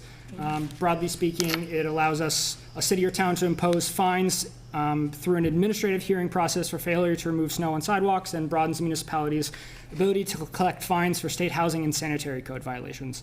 The reason I wanted to speak to it directly was I wanted to make sure there wasn't a misconception on the snow removal piece of this and what we are attempting to do with a method to collect fines. So this is an administrative process. And it's all hedged on municipal ordinances. So this does not create a fine. This does not create an additional fee. What this does is allows the appointment of an administrative hearing officer or a municipal hearing officer, which is, again, something that would have to go through ordinances and go through an additional administrative process. But it allows a informal adjudication before things are referred to a court. So what that does for us, it allows us to, if something should be, or it's a legitimate appeal that should be dismissed before the frivolity of a unnecessary court suit, or if we can assert its legitimacy and get the fine collected ahead of time before going to court, that's the benefit for us. The city also, in circumstances which would have to be ironed out on an administrative process, could then place a lien against the person whose the fine is being levied against. But again, these are just fines that currently exist within the ordinances or would be added on the ordinances or are part of the state housing or sanitary code violation. So it doesn't create anything new. The position of a municipal hearing officer, as we see in different municipalities, including a number of gateway communities, is oftentimes a stipended position. It's not a FTE. And so if we were to add that to either the exempt classification plan, that would come before this body to say, here's the proposal change to exempt classification plan to add a stipend to do X, Y, and Z. In some communities we see, like Lynn, it's a full-time position, but I think it's kind of blood from a stone at that point where you are paying more than you're collecting in terms of full-time position. So we would, I anticipate this is referred to committee for some further discussion, and after I discuss with the health department and some other departments for who this would apply on the collection of their fines and fees, we'll present more broadly to the committee. I just wanted to make sure you all had an understanding of what the question being posed was. Any questions? Just a comment, if I may. A question. Okay. Jeremy, first of all, thank you for coming down, and I'm hoping that you will continue working with me on this matter in committee, because I do think it's going to take a lot of research to decide whether we want to do it, but I appreciate your willingness. And will you continue to help me when this comes to committee? Yes. Thank you for your question. Yes, I will. I will continue this in committee. Thank you, Jeremy. Thank you, President Delicio. Thank you. Any additional questions? Jeremy, before you leave, who would be receiving the stipend? Who would be on the city? Who would be the hearings officer? So that's up for debate. The 40U prescribes that it cannot be the department or the entity issuing the fine. So we cannot have the health department saying, we're fining you for a sanitation code violation, and then the health department hearing the appeal.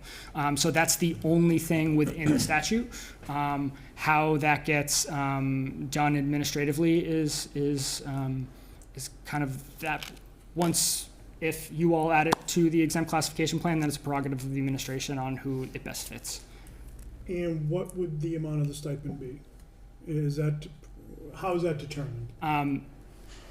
There's not an amount yet. I think it would be determined. I know I will go through my suggestion to present the amendment based upon what the current and perceived volume is. If we think we're going to have 2 to 3 appeals a week versus 15 to 20 appeals a week, we're not going to have 15 a month, maybe 2 to 3 a month rather than 15 to 20 a month. I think that would determine and take a department head hourly salary, how many hours that's going to take, round that down, and that's a yearly stipend would be my approach. So it would be based on anticipated volume, and then we can even make it subject to review within 3 years based upon actual results. Very good. Thank you, Council Bennett, then Council Reynolds. Thank you. Thanks for the information, Jeremy. I just wanted to make sure that I understand this clearly and that everyone who may be watching at home also understands this clearly. So adopting MGL 40U not only provides us the opportunity to bring in that administrative hearing officer, but this essentially opens the door for us to assess fines and fees for residents who do not clear sidewalks abutting their properties. Is that right? It allows you to add that to the ordinance and then make that an appealable fine under the municipal hearing officer. So it does not add a fine for clearing sidewalks or not. That would be a separate function for you all to add that to the ordinances. Okay, thank you. But effectively, we wouldn't need an administrative hearing officer unless we had that as well. So these would go together. So right now, we do have housing and sanitary code violations that remain either unpaid through a lack of an enforcement mechanism or kind of wind its way through a lengthy and inefficient court process. The quantity of those is what I will continue to work with Councilor DeSimone on in committee, and whether this is a large enough pile to tackle, or whether it's something that is not quite yet an issue for us, but since it's been raised, we've began to look into it. Okay, thank you so much. Thanks. Council Reynolds. So I guess I'm asking or is this something that's going to come back to us? How do we handle elderly homeowners, renters, the time of day? Is it immediately after a snow, 2 hours after a snow? Do we follow suit? The city itself sometimes has to take 24 hours to do the streets. Are we giving people a day, 2 hours, a week? This. I will say this is not a discussion on a proposed sidewalk clearing ordinance. This isn't right now, but you're saying it's going to come back to us. That's going to be the discussion for the rest of the council. If we decide this is something we even want to have. No. So what I'm saying is 40U, if we adopt 40U, it gives us the ability to enforce through a municipal hearing officer our local ordinances on sidewalk clearing. And does but for there being a sidewalk, sorry, but for is the wrong way to say that. There is not a sidewalk clearing ordinance with these prescribed measures that you're contemplating, so we cannot use this mechanism to enforce them. So the first thing that would have to happen, should you want it to happen, is to create an ordinance to do that, which is a separate set of business. And that's what I wanted to get to. Thank you. Thank you. Any additional questions? Jeremy, thank you very much. Thank you all. Thank you, Jeremy. Do we have anyone else speak in favor? Anybody to speak against? Anybody to speak neither for nor against? And Councilor DeSimone, do you see reason to keep this open? I do not, thank you. Thank you. We declare this public hearing closed. Madam Clerk, will go on to the reading of the 5th public hearing, please. Yes, sir. Public hearing regarding a petition from National Grid to install a 40-foot pole at 209 Pleasant Street to feed a new commercial customer. Do we have anyone speak in favor?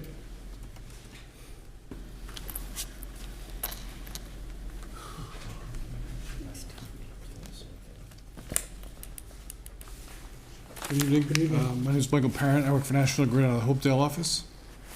Just a little clarification, the pole's on Perry Avenue. The business that it would serve is at 209 Pleasant Street. So that pole is about 40 feet north of, on the sketch, pole 5931. So this is to provide service to that customer there.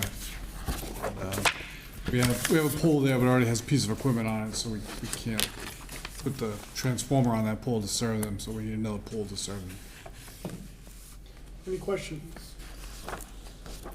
Council Dolan? What's the business that it's serving? I believe it's a Kentucky Fried Chicken, if I'm not mistaken.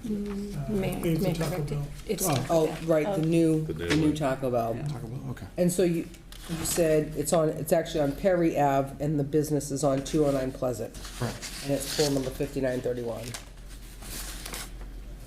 The new pole is 5930-50, which is how we number an intermediate pole in between two already existing numbered poles. Okay, thank you. That's all the questions I have. I'm sorry we took so long to get to you. It's okay. Any other questions? All right, thank you. Thank you. Do we have anyone else speak in favor? Anyone to speak against?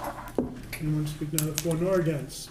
Council Dolan, do you see a reason to keep this public hearing open? I do not. I declare that public hearing closed. Thank you. Madam Clerk, could you please go on to a reading of the sixth public hearing? Absolutely. Public hearing regarding Section 10-4.12 of the revised ordinance by adding the intersection of Pine Street and Carpenter Street as a designated multi-way stop. Thank you. Do we have anyone to speak in favor? Anyone to speak against? Anyone to speak neither for nor against? Council Bennett, do you see a reason to keep that public hearing open? I do not. I declare that public hearing closed. And Madam Clerk, if you could go into the reading of the seventh and final public hearing of the evening, please. Yes, it is the final. Public hearing regarding Section 2-19 Economic Development Board of the City Ordinances to reflect the organization change from Chairman of the Municipal Council's Committee on Capital Improvements and City Development to Chair of Finance Committee. Do we have anyone to speak in favor? Anyone to speak against? Anyone to speak neither for nor against? Vice President Corbus, do you see a reason to keep this public hearing open? I do not. That is the end of the public hearings. Where we are operating under suspended rules, I would entertain a motion to go into committee of the whole. Second. All those in favor? Aye. Aye. Opposed? Thank you. Does anyone have any business they wish to address the city council on? Please come on up to the podium. Hi, good evening. My name is Bonnie Moore. I live at 68 Bishop Street, and I also own a building at 200 O'Neill Boulevard. And I'm coming to you tonight directly from work. I thought I had to get here at 7, but obviously I didn't. But anyway, the reason I'm here is I need your help. I'm in basically a bit of a distress due to a new company moving in next to me at 220 O'Neill Boulevard. It is a marijuana facility. I don't know what you, dispensary. And it's a long story, so if you need more information, you can ask me later. But basically, I just got back from a week working out of town. I came back, and this morning I found all the asphalt was cut, and they're about to dig a trench to put some power lines in for a fence that's going to go around it. And it's not where we had agreed it would be. It will most certainly affect me in a very bad way financially, and maybe even make my building almost useless. It is legal, it's on the property line, but unfortunately that is also the side of the building.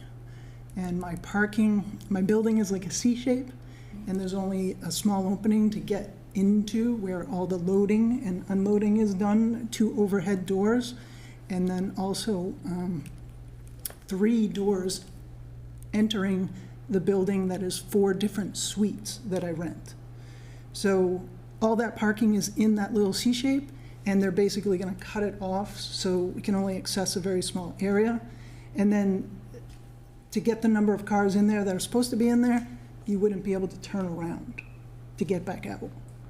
So the parking would be not usable.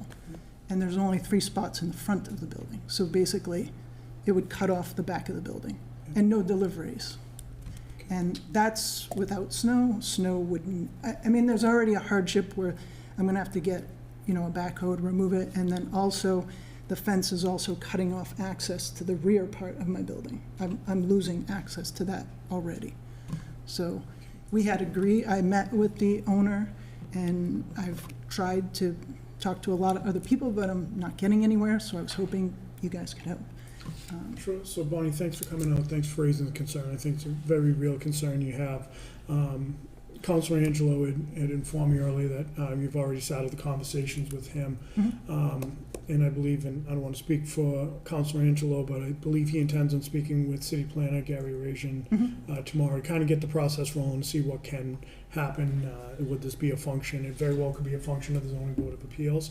But I don't want to speak for Councilor Angelo, so. No, you're correct. And thank you, President Delacio.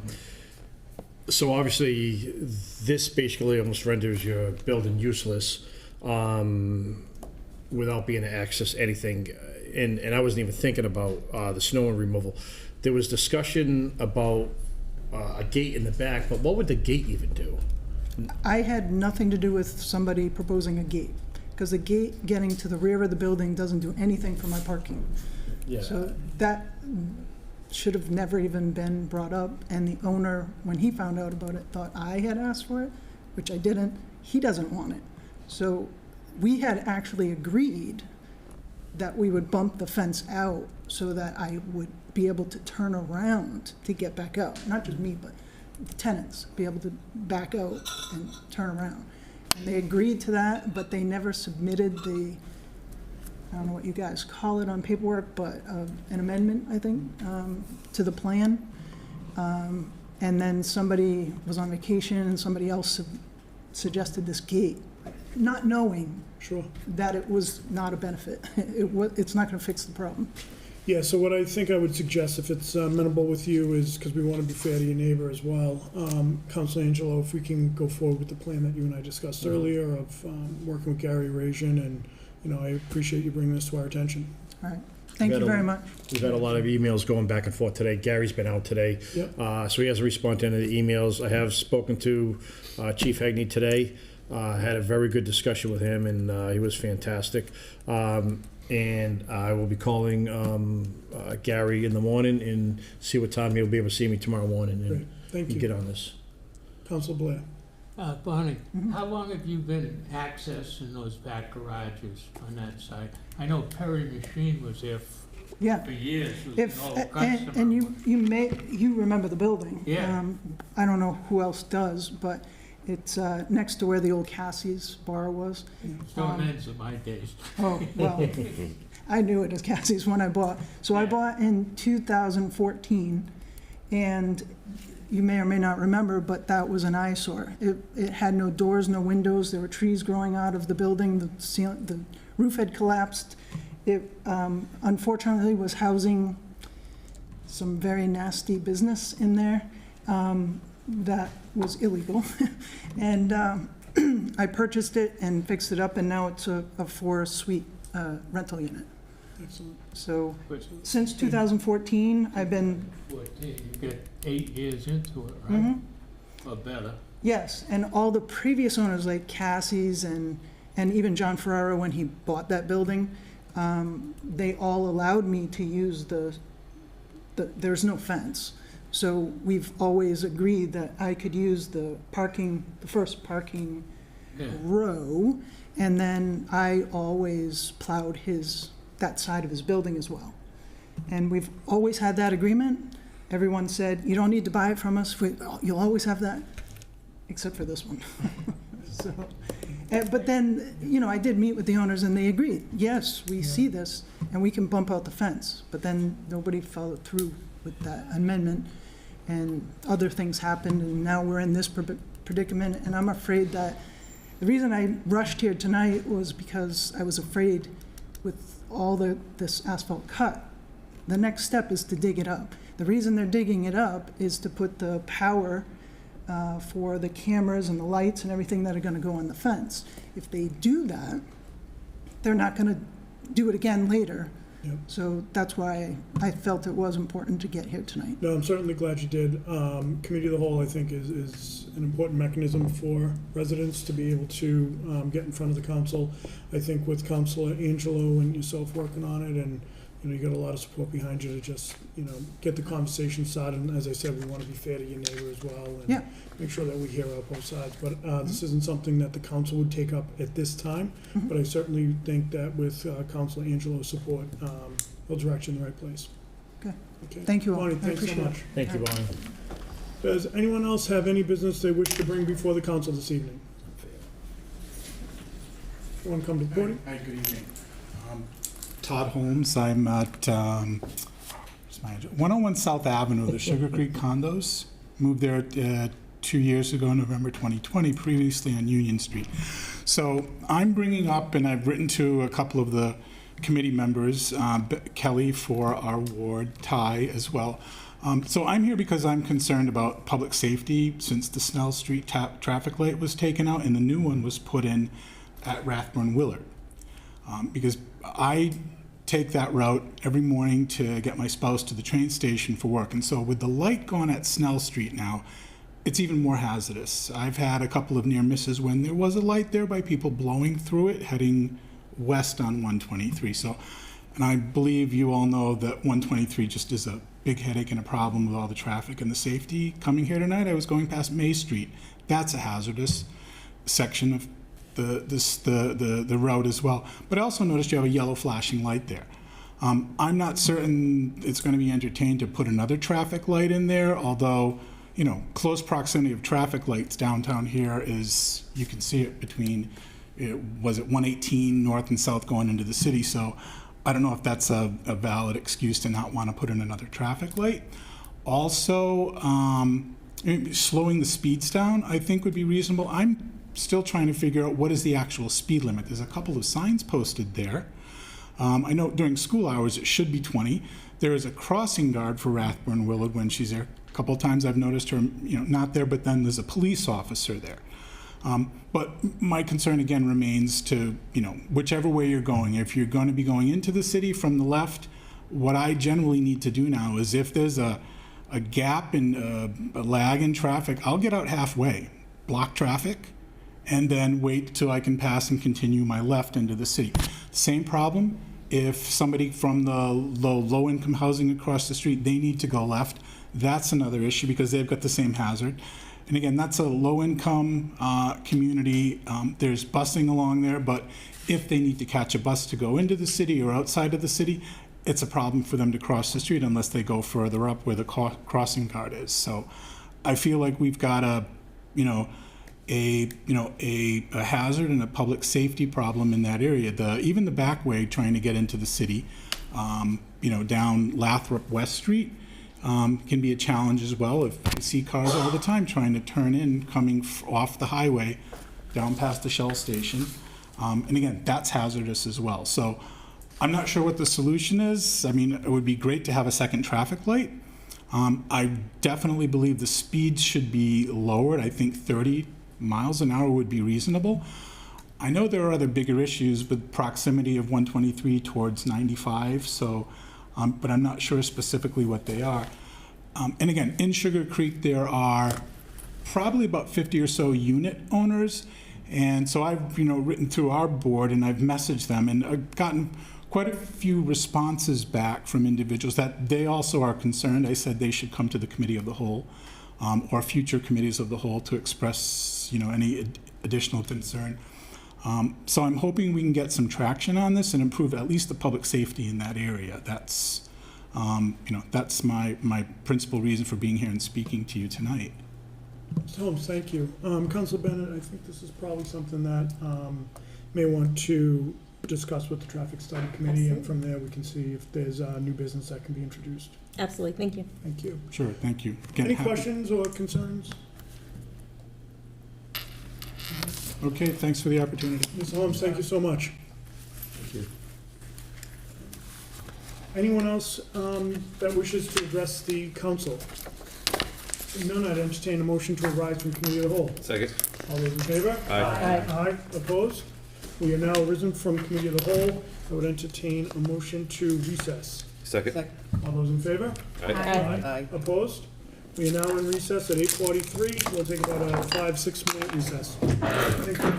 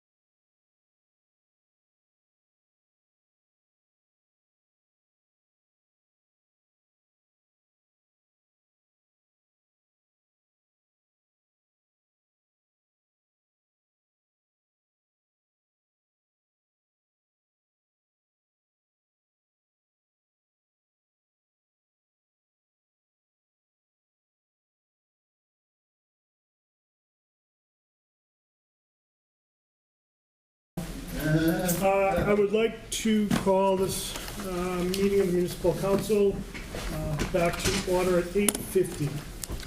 We will now go on to a reading of the mayor's communication. Thank you, Mr. President. September 20th, 2022. Dear municipal councilors, for your information, I regret to inform your honorable body that we have received the resignation of Erica McAvoy from the Historical Commission. Please join me in thanking Ms. McAvoy for her service to the city. Thank you. I respectfully submit a communication from Legal Secretary Allison Wood regarding obsolete textbooks that Coelho Middle School would like to declare as surplus. Therefore, I hereby request your honorable body to declare the obsolete textbooks as surplus and available for disposition. Copies in your packets. City property and claims, please. I respectfully request your honorable body transfer $532.54 from account 1124100-578300 Citywide Reserve Fund for transfer to account 1121100-578-020 Mayor bills from previous years in order to pay in fiscal year 22 invoice to Murphy, Hesse, Toomey, and Lehane LLP. Finance, please. I respectfully submit for confirmation by your honorable body the appointment of Haley McGee to fill an expired term on the Youth Commission, term to expire February 2025. Copies in your packet. Personnel, Veterans, Human Services, please. As you may recall, on March 6, 2018, your honorable body voted to approve a loan authorization for the new high school. The loan authorization stated that the amount of the borrowing would be reduced by the next proceeds, if any, received prior to the issuance of any long-term bonds for the project from the sale of the following school buildings: Old High School, 135 County Street, Finberg School, 1125 South Main Street, and Briggs Corner School, 908 Oak Hill Avenue.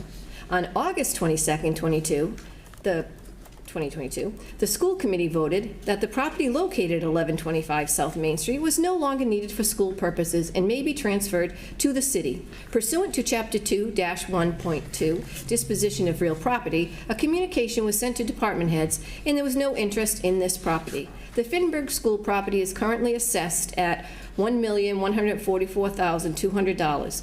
Therefore, I hereby request your honorable body to hold a public hearing in accordance with Sections 2-11.2 of the city ordinances to declare that the Finberg School property consisting of 1125 South Main Street and 102 Night Ave be available for disposition. Copies in your packets. City property and claims, please. And Council Reynolds, would you like to call for a public hearing on November 1st? Yes, please. Thank you. All those in favor? Aye. Aye. Opposed? Motion passes. Thank you. I respectfully submit a communication from Director of Council on Aging, Melissa Tucker, regarding a grant that has been awarded from Bristol Elder Service in the amount of $18,840.84.57. This grant will be used for a part-time outreach position. There is a non-federal match required by the city. In accordance with Chapter 1, Section 12 of the revised ordinances of the City of Attleboro, I hereby request your honorable body approve expending of such funds and any future grant amendments. Additionally, I hereby request your honorable body transfer $3,332.57 from account 1124100-578300 Citywide Reserve Fund for transfer to account 1124100-59920 Citywide transfer to grant, and further transfer $3,332.57 to account 2338M4-499700 Bristol Elder COA Outreach Municipal Distribution. Copies in your packets. Personnel, Veterans, Human Services, please. I respectfully submit a communication from Director of Council on Aging, Melissa Tucker, regarding a grant that has been awarded from Bristol Elder Service in the amount of $4,615. This grant will be used to implement a new initiative called Mind and Body, which will offer a combination of technology and exercise classes. There is a non-federal match required by the city. In accordance with Chapter 1, Section 12 of the revised ordinances of the City of Attleboro, I hereby request your honorable body approve expending of such funds and future grant amendments. Additionally, I hereby request your honorable body transfer $814.50 from account 1124100-5783000 Citywide Reserve Fund for transfer to account 1124100-59920 Citywide transfer to grant, and further transfer $814.50 to account 237M4 and 49970 Bristol Elder COA, mind and body, copies in your packets. Personnel, Veterans, Human Services, please. I respectfully submit a communication from Superintendent of Park and Forestry, Derek Corsi, regarding the need to replenish funds transferred out of heat that were needed to repair DEF exhaust sensor on the John Deere roadside mower tractor. Therefore, I hereby request your honorable body transfer $3,856.92 from account 11241000-578300 Citywide Reserve Fund for transfer to account 1650100-5210101. Park heat. Copies in your packets. DPW, please. Public Works, rather. Excuse me. I respectfully submit a communication from Superintendent of Park and Forestry, Derek Corsi, regarding the need to replenish funds transferred out of heat that were needed to repair the irrigation well pump at Capron Park. Therefore, I hereby request your honorable body transfer $6,276 from account 11241000-578300 Citywide Reserve Fund for transfer to account 1650100-521010 Park heat. Copies in your packets. Public Works, please. I respectfully submit a communication from Attleboro Public Schools Director of Finance, Mark Furtado, regarding the following fiscal year 22 fiscal obligations that were not received in time to be processed in the normal fiscal year 22 business cycle. Vendor, Balfour and Scholastic, $11. Balfour and Scholastic, $1,538.50. Balfour and Scholastic, $55.85. Therefore, I hereby request your honorable body to authorize the school department to pay these previous year's school bills totaling $1,605.35 as identified in Mr. Furtado's communications. Copies in your packets. Finance Committee, please. I respectfully submit a communication from Superintendent of Public Works Michael Tyler regarding the need for funds to repair Bishop Street and Peckham Street. Both of these streets are in the top 10 lists of streets in need of immediate repair. The work has not been completed due to the long-awaiting Ally landfill capping project, as well as the need for a new water main to be installed to alleviate numerous water breaks in this area. Public Works is proposing a short-term solution to alleviate this long-time problem to add a leveling course of asphalt 1 1/2 inches in thickness over the existing surfaces of both Bishop and Peckham Street to provide a level and pothole-free surface for the traveling public that utilizes these roadways. The estimate cost of this project, along with a 10% contingency added, is $200,000. Therefore, I hereby request your honorable body transfer $200,000 from account 1124100-578300 Citywide Reserve Fund for transfer to account 1420100-589066 Citywide Paving. Copies in your packets in accordance with Article 2, Section 2-9B of the City Charter of the City of Attleboro. I respectfully request your honorable body to consider this as an emergency measure. Public Works, please. I respectfully submit a communication from Fire Chief Scott T. LaChance regarding the need to replenish funds used to dispose of the remaining inventory of PFAS firefighting foam. Therefore, I hereby request your honorable body transfer $5,989.78 from account 1124100-5783000 Citywide Reserve Fund for transfer to account 1220100-530101 Fire Professional Services. Copies in your packets. Public Safety, please. For your information, the city's environmental master plan has been completed and is now on the city's website. Thank you. I respectfully submit a communication from Director of Budget Administration, Jeremy Stull, regarding Bristol County's American Rescue Plan Act, ARPA, funding. The City of Attleboro is entitled to $7,925,972.13 of Bristol County's American Rescue Plan Act, ARPA, funding through their municipal allocation program based upon population. Each project that we seek funding for requires a municipal council vote authorizing the receipt of funds for the specific project. The Water Department requires the removal and replacement of the Lindsay Street water main, and we intend to utilize this Bristol County funding source. This approach will eliminate the need to bond for this project and save ratepayers money. Therefore, I hereby request your honorable body accept the $4,305 excuse me, I went over this earlier, $305,000 Bristol County Opera allocation in the form of a grant pursuant to the terms and conditions in the grant agreement for the Lindsay Street Water Main Replacement Engineering, Construction, and Road Restoration Services. Additionally, in accordance with Chapter 1, Section 12 of the revised ordinances of the City of Attleboro, I hereby request your honorable body to approve the expenditure of such funds and any future grant amendments, copies in your packets. Thank you. Finance Committee, please. I respectfully request your honorable body to hold a public hearing on Tuesday, October 18, 2022, for the purpose of setting the tax classification for fiscal year 2023. Additionally, and in order to ensure that the city has sufficient time to prepare and mail the third quarter real estate tax bills by December 3rd, 2022, I further request that your honorable body hold a meeting of the Municipal Council no later than Tuesday, November 1st, 2022, for the purpose of voting on the percentage of the local tax levy to be borne by each class of property for fiscal year 2023. Finance Committee, please. Sincerely, Paul Heroux, Mayor. Vice President Copus, would you like to call for a public hearing on October 18th? Yes. All those in favor? Aye. Opposed? Motion passes. Thank you. Madam Clerk, are there any additional communications? Oh, yes. We have the clerk's communication received. A reconsideration letter from City Councilor Sarah Lynn Reynolds to reconsider vote number 13 from the docket of August 16, 2022, which was taken up at the regular municipal council meeting held on Tuesday, September 6, 2022.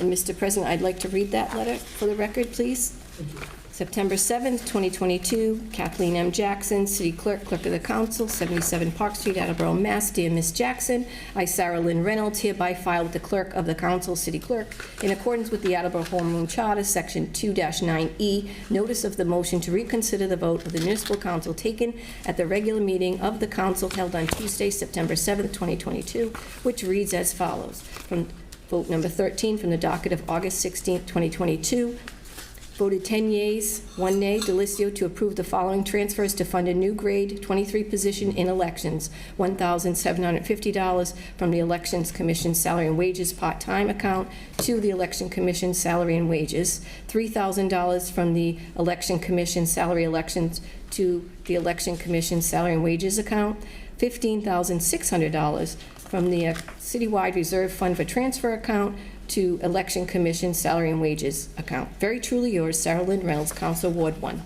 Thank you. Personnel, Veterans, Human Services, with that to be taken up later this evening. We also received a letter from Morgan Fleischman of 135 Westminster Ave in opposition to amending the marijuana ordinance. We'll go to ordinances, please. We received a letter from Laura Abrams in support of the tax increment exemption of 2739 South Main Street. That'll go to Finance, please. We received a letter from Linda Barrett in support of the development of the Old Briggs Hotel. That will go to Finance as well. And that concludes any communications. Thank you very much, Madam Clerk. We will now go into committee reports, and we will begin with Councilor Waterman. Just so everyone's aware, prior to Mr. Waterman beginning, we will be waiting for Mr. Conti, who is en route. We had a meeting for location, so we will be holding Finance as the last committee this evening. Councilor Waterman. Thank you. Reporting from the License Committee from the docket of June 21st, 2022. I would move to approve the application from the Friends of Cape and Park Zoo to waive S 1115.1 and serve alcoholic beverages on city property for an October event. Second. Thank you, Vice President Cobus. Motion is in order. Any comments, Councilor Waterman? This event is coming up soon, and I fully support it. And this is going to be a big event, several hundred people there. And it's going to be a fundraiser for the zoo. And I think it's all for the good. Thank you for that. Any additional questions, comments, concerns from the council? Seeing none, we'll have a roll call vote, beginning with Councilor Waterman. Mr. Waterman? Yes. Ms. Dolan? Yes. Mr. Conti? Abstain. Okay. I don't know what we're voting on. Okay, perfect. Ms. Bennett? Yes. Vice President Cobus? Yes. Ms. Holmes? Yes. Ms. Reynolds? Yes. Mr. Angelo? Yes. Ms. DeSimone? Yes. Mr. Blair? Yes. President Delicio? Yes. 10 yeas, 1 abstention. Thank you. Motion passes. And that concludes the business of the License Committee this evening. I'll call for the next meeting at the next appropriate time. Thank you. Thank you, and Councilor Dolan. Thank you. From the docket of October 4th, 2022, emergency preamble. I entertain a motion to consider the following as an emergency measure to transfer $200,000 from account 1124100-578300, excuse me, citywide reserve fund for transfer to account 1420100-589066 citywide paving to provide a pothole-free surface for the traveling public that utilize Bishop and Peckham Streets. Second. Thank you, Vice President Cobus. The motion is in order. Any questions, comments, concerns, Councilor Dolan? So this is just for the emergency preamble, and it's under time constraints is why it's coming down as an emergency. We basically have to have everything together and prepared for the second week of October to pave, so time is of the essence to get this cleared away. Any additional questions, comments, concerns? Councilor Angelo? This is a really big thing for the, mainly for the Bishop residents, and I'm sure Peckham also. I've had many calls, many concerned neighbors. The roads are horrible down there. There's cars, front-end alignments. Even my own car had lost some tires on there as well, too. But I've heard from so many people, and the street gets flooded out. There is just so many troubles. This is important, and they're just going to do basically just a fine little layer just to level this off, and I encourage everybody to support this. Okay, thank you. Councilor Blair? I talked to Mike today for 15, 30 minutes, whatever, because I heard it was coming down to emergency measure. He told me that they're going to put a coat of about 1.5 inches on that road, and it should last somewhere between 5 to 7 years.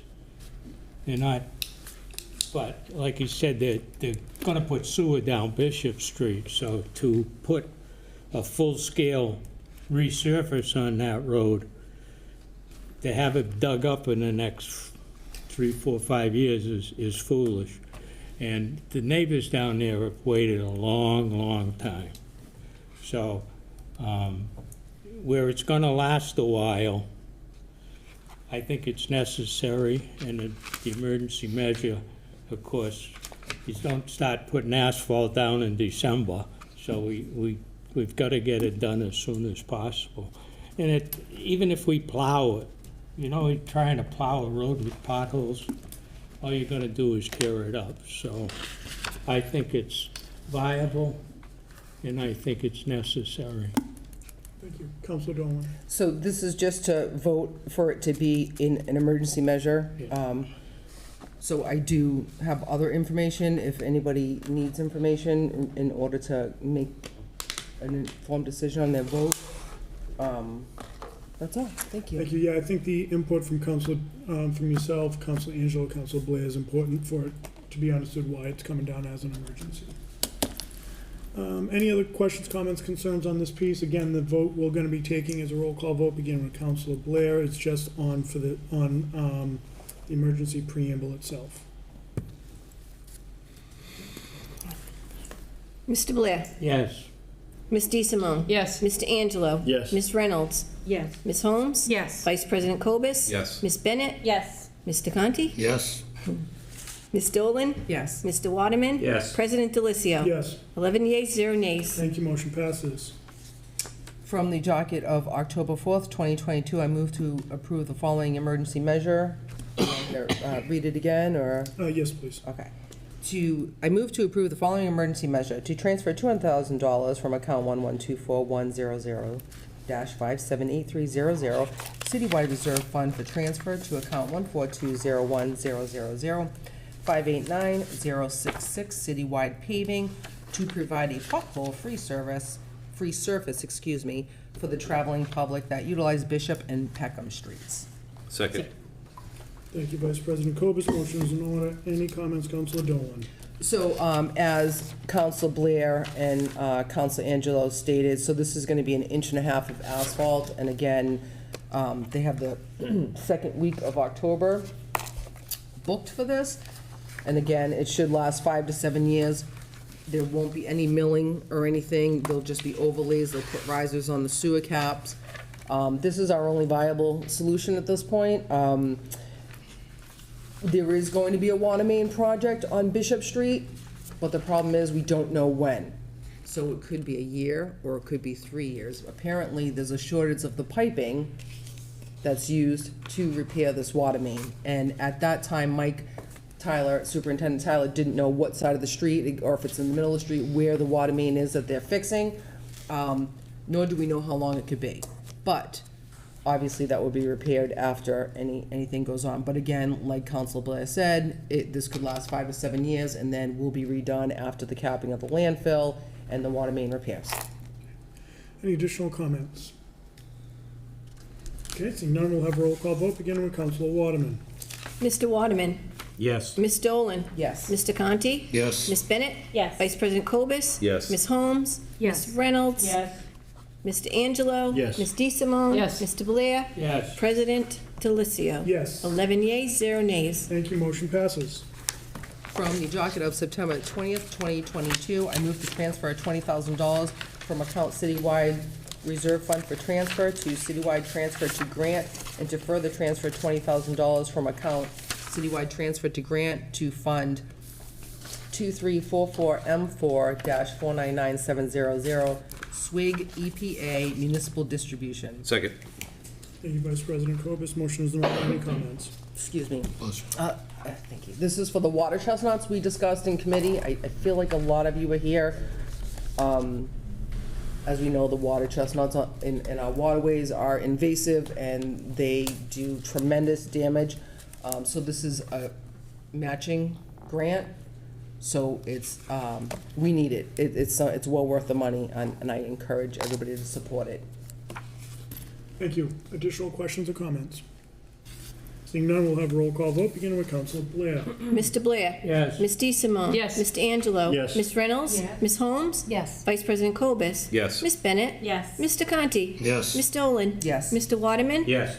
President Delicio? Yes. 11 yeas, 0 nays. Thank you, motion passes. From the docket of September 20th, 2022, I move to approve the request from Massachusetts Electric, DBA National Grid, and Verizon New England, Inc. to relocate poles and rise wires on Hazel Street Extension to accommodate roadway layout changes and truck traffic. Second. Thank you, Vice President Cobus. Motion is in order. Any comments? Not really, it's just moving them, self-explanatory. Additional questions or comments? Seeing none, this requires a voice vote. All those in favor? Aye. Opposed? Motion passes. From the docket of September 20th, 2022, I move to approve the request from Massachusetts Electric, DBA National Grid, and Verizon New England to relocate one Joe pole on Dunham Street, beginning at the point approximately 20 feet south of the center line of the intersection of Pine Street. Relocate pole 5102 from one side of the road to the other with anchor. Second. Thank you, Vice President Cobus. Motion is in order. Any comments? No comments. Additional questions or comments from the council? Seeing none, this requires a vote. All those in favor? Aye. Aye. Opposed? Motion passes. That's all the business I have for Public Works, and I'd like to call for a committee meeting at the next appropriate time, please. Thank you. Councilor Conti? I'm sorry. Thank you, Mr. President. Reporting for the Finance Committee from the docket of September 20th, 2022, I move to authorize the school department to pay previous year school bills totaling $4,781.53 from fiscal year 22, as stated in Mr. Furtado's communication. Second. Thank you, Vice President Cobus. Motion is in order. Ms. Conti, any questions? Yes, I have additional information for the council. There were 3 charges that I was questioning because there was no backup, and one was for Mr. Greg Brillin, and the item was for tuition reimbursement, so that's a contractual obligation. The second one was High Ventures LLC. It was the registration fee for an employment job fair attended by the human resource folks, and the invoice was not submitted to the office until the fiscal year had ended, which happens a lot every year. And the third one was the Great Schools Partnership. I really didn't know what that was, but it was a guest speaker who conducted a professional development for district personnel, and the fee for the person was paid, but then they submitted an invoice for travel reimbursement, and it was received at the fiscal year had ended. And that concludes my comments. Thank you. Additional questions or comments from the council? Seeing none, we'll have a roll call vote, beginning with Councilor Waterman. Mr. Waterman? Yes. Ms. Dolan? Yes. Mr. Conti? Yes. Ms. Bennett? Yes. Vice President Cobus? Yes. Ms. Holmes? Yes. Ms. Reynolds? Yes. Mr. Angelo? Yes. Ms. DeSimone? Yes. Mr. Blair? Yes. President Delicio? Yes. 11 yeas, 0 nays. Thank you, motion passes. Thank you, Mr. President. From the docket of September 20th, 2022, I move to transfer $345 from the Citywide Reserve Fund for Transfer account to the Citywide Bills from Previous Year's account in order to pay a fiscal year 22 invoice to SS Service Corp. Second. Thank you, Vice President Cobus. Mr. Conti, the motion is in order. Any comments? Yes, this is the same thing. The invoice was received after the fiscal year, and it needs to be paid. Thank you. Additional questions or comments? Seeing none, we'll have a roll call vote, beginning with Mr. Blair. Mr. Blair? Yes. Ms. DeSimone? Yes. Mr. Angelo? Yes. Ms. Reynolds? Yes. Ms. Holmes? Yes. Vice President Cobus? Yes. Ms. Bennett? Yes. Mr. Conti? Yes. Ms. Dolan? Yes. Mr. Waterman? Yes. President Delicio? Yes. 11 yeas, 0 nays. Thank you, motion passes.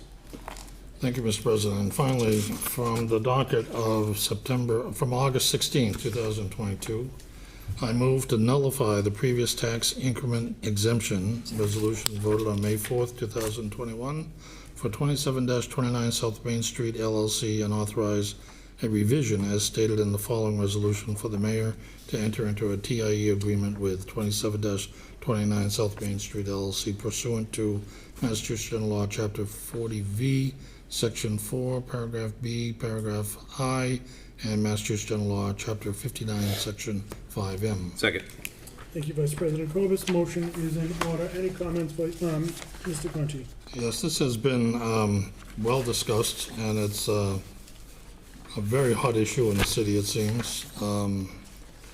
I've spoken out against it because I supported the original tax incentive agreement for 7 years at $585,000, but I cannot support the 15-year, $1.2 million exemption, which is only going to realize a little over $800,000 in taxes during those 15 years.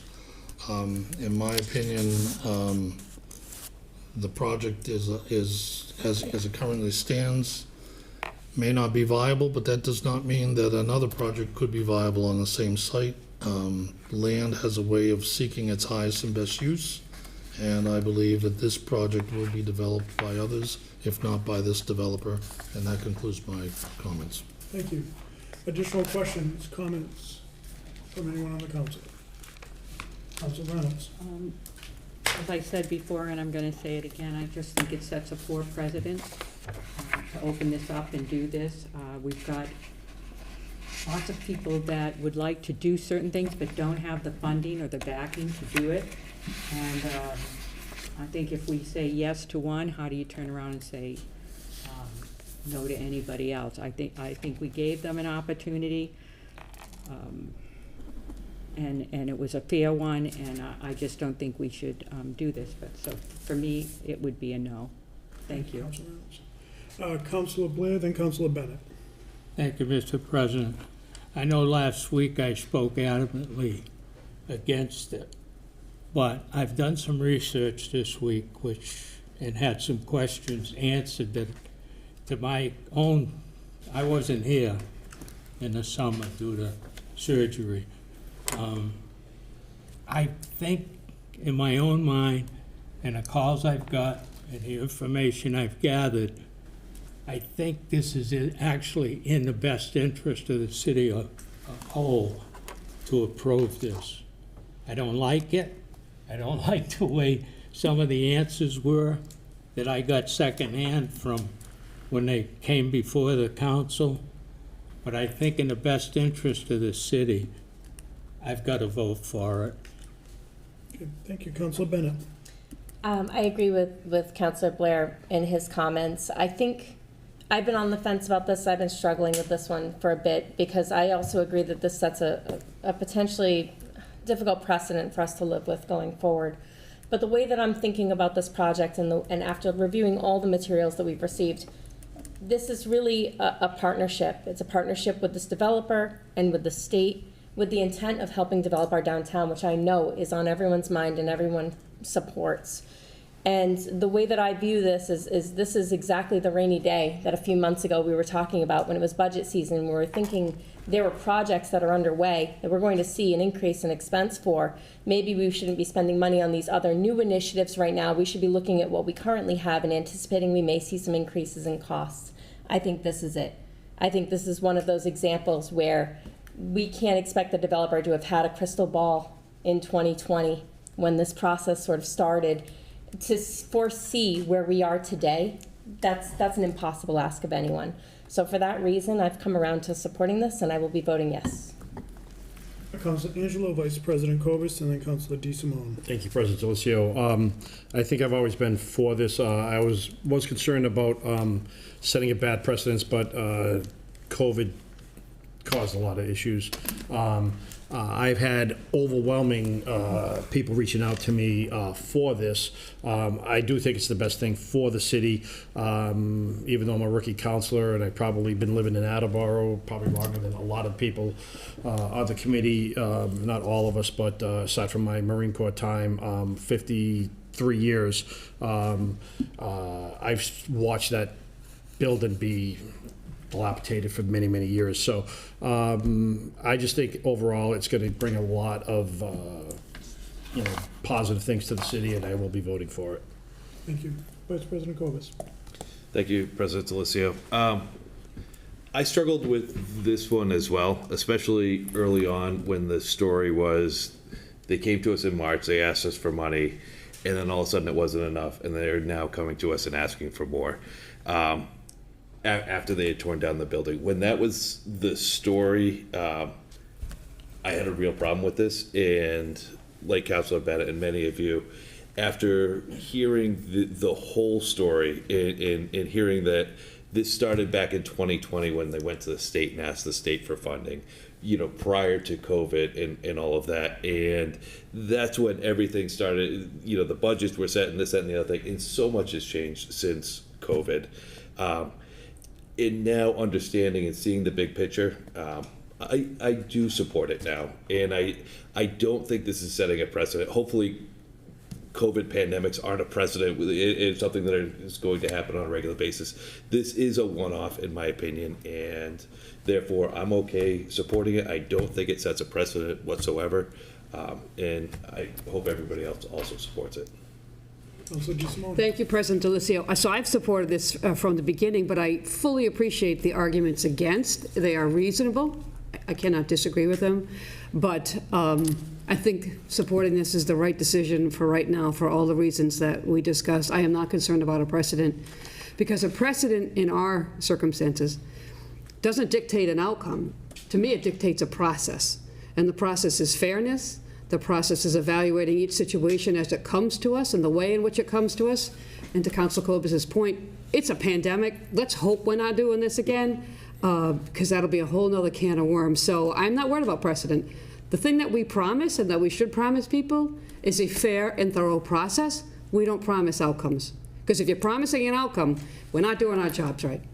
So I think it's a good idea, man. And if this thing comes about the way that it's looking, it's going to be a huge benefit to the city, not just in terms of more apartments, but this revenue that's generated by these people who live there that they're going to be spending at Burgundy and at all the other restaurants downtown and the surrounding areas. So I'm in. Let's go. Thank you. Councilor Waterman. Many of you have said what I would have said, so I won't repeat. But the one thing that really puts me over the top to support it is that there's a provision in this exemption that if the building has to be totally completed to the satisfaction of the city, and it has to be 80% occupied. So they have to achieve to get this exemption. And that's all I need to say. Any other questions or comments on this? Vice President Cobus, I'd like to give up the seat. President Delicio? Thank you. So I was on the fence, and as we discussed, as serving with Council Conti on the EDIB, we had some good discussions about this. I've gone back and forth, but what put me into a position where I'm coming from tonight is talking with the assessor. Had a good conversation with Julie today, and the reality is, right now, we're looking at tax revenue coming in of 11,000, roughly. The building's not gone. They could probably put in an abatement. That drops it to about $3,000 to $4,000 a year of revenue. With this, and Council Waterman astutely pointed out that as part of this, the building has to be fully constructed, 80% occupancy before the exemption even kicks in. Over the course of the 15 years, it's going to give us and generate over $800,000 of tax revenue back to the city. This is one of those that I really hope my yes vote I don't come to regret. I'll also say, in fairness, I did have an opportunity to reach out to one of the developers today, and I appreciate the manner in which he listened to my concerns. I told him straight out, I think a lot of the headache could have been avoided had he come down, had his team come down with a full presentation, showing us the design, showing us really what the finished product was going to be. I think at this point, very similar to Councilor Blair, I'm voting yes for it tonight. I understand where Councilor Reynolds is coming from, and I don't necessarily disagree. Council Conti, I fully appreciate where you came from. The other thing I want to say is I do appreciate the discourse that was had last week. Much like Vice President Kobus, I hate when things go to committee to die. It's not what we're here for. People, the residents have a right to hear this. That's what we're here for. We're here to have this out on the floor. There are times we're going to walk out of here and curse under our breath, like, but then there's going to be times where it's like, that was a really good conversation.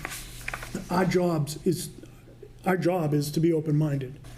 You know, I think you're hearing that here tonight, that several of us were against it. And then we looked at it, and we kind of looked at the bigger picture.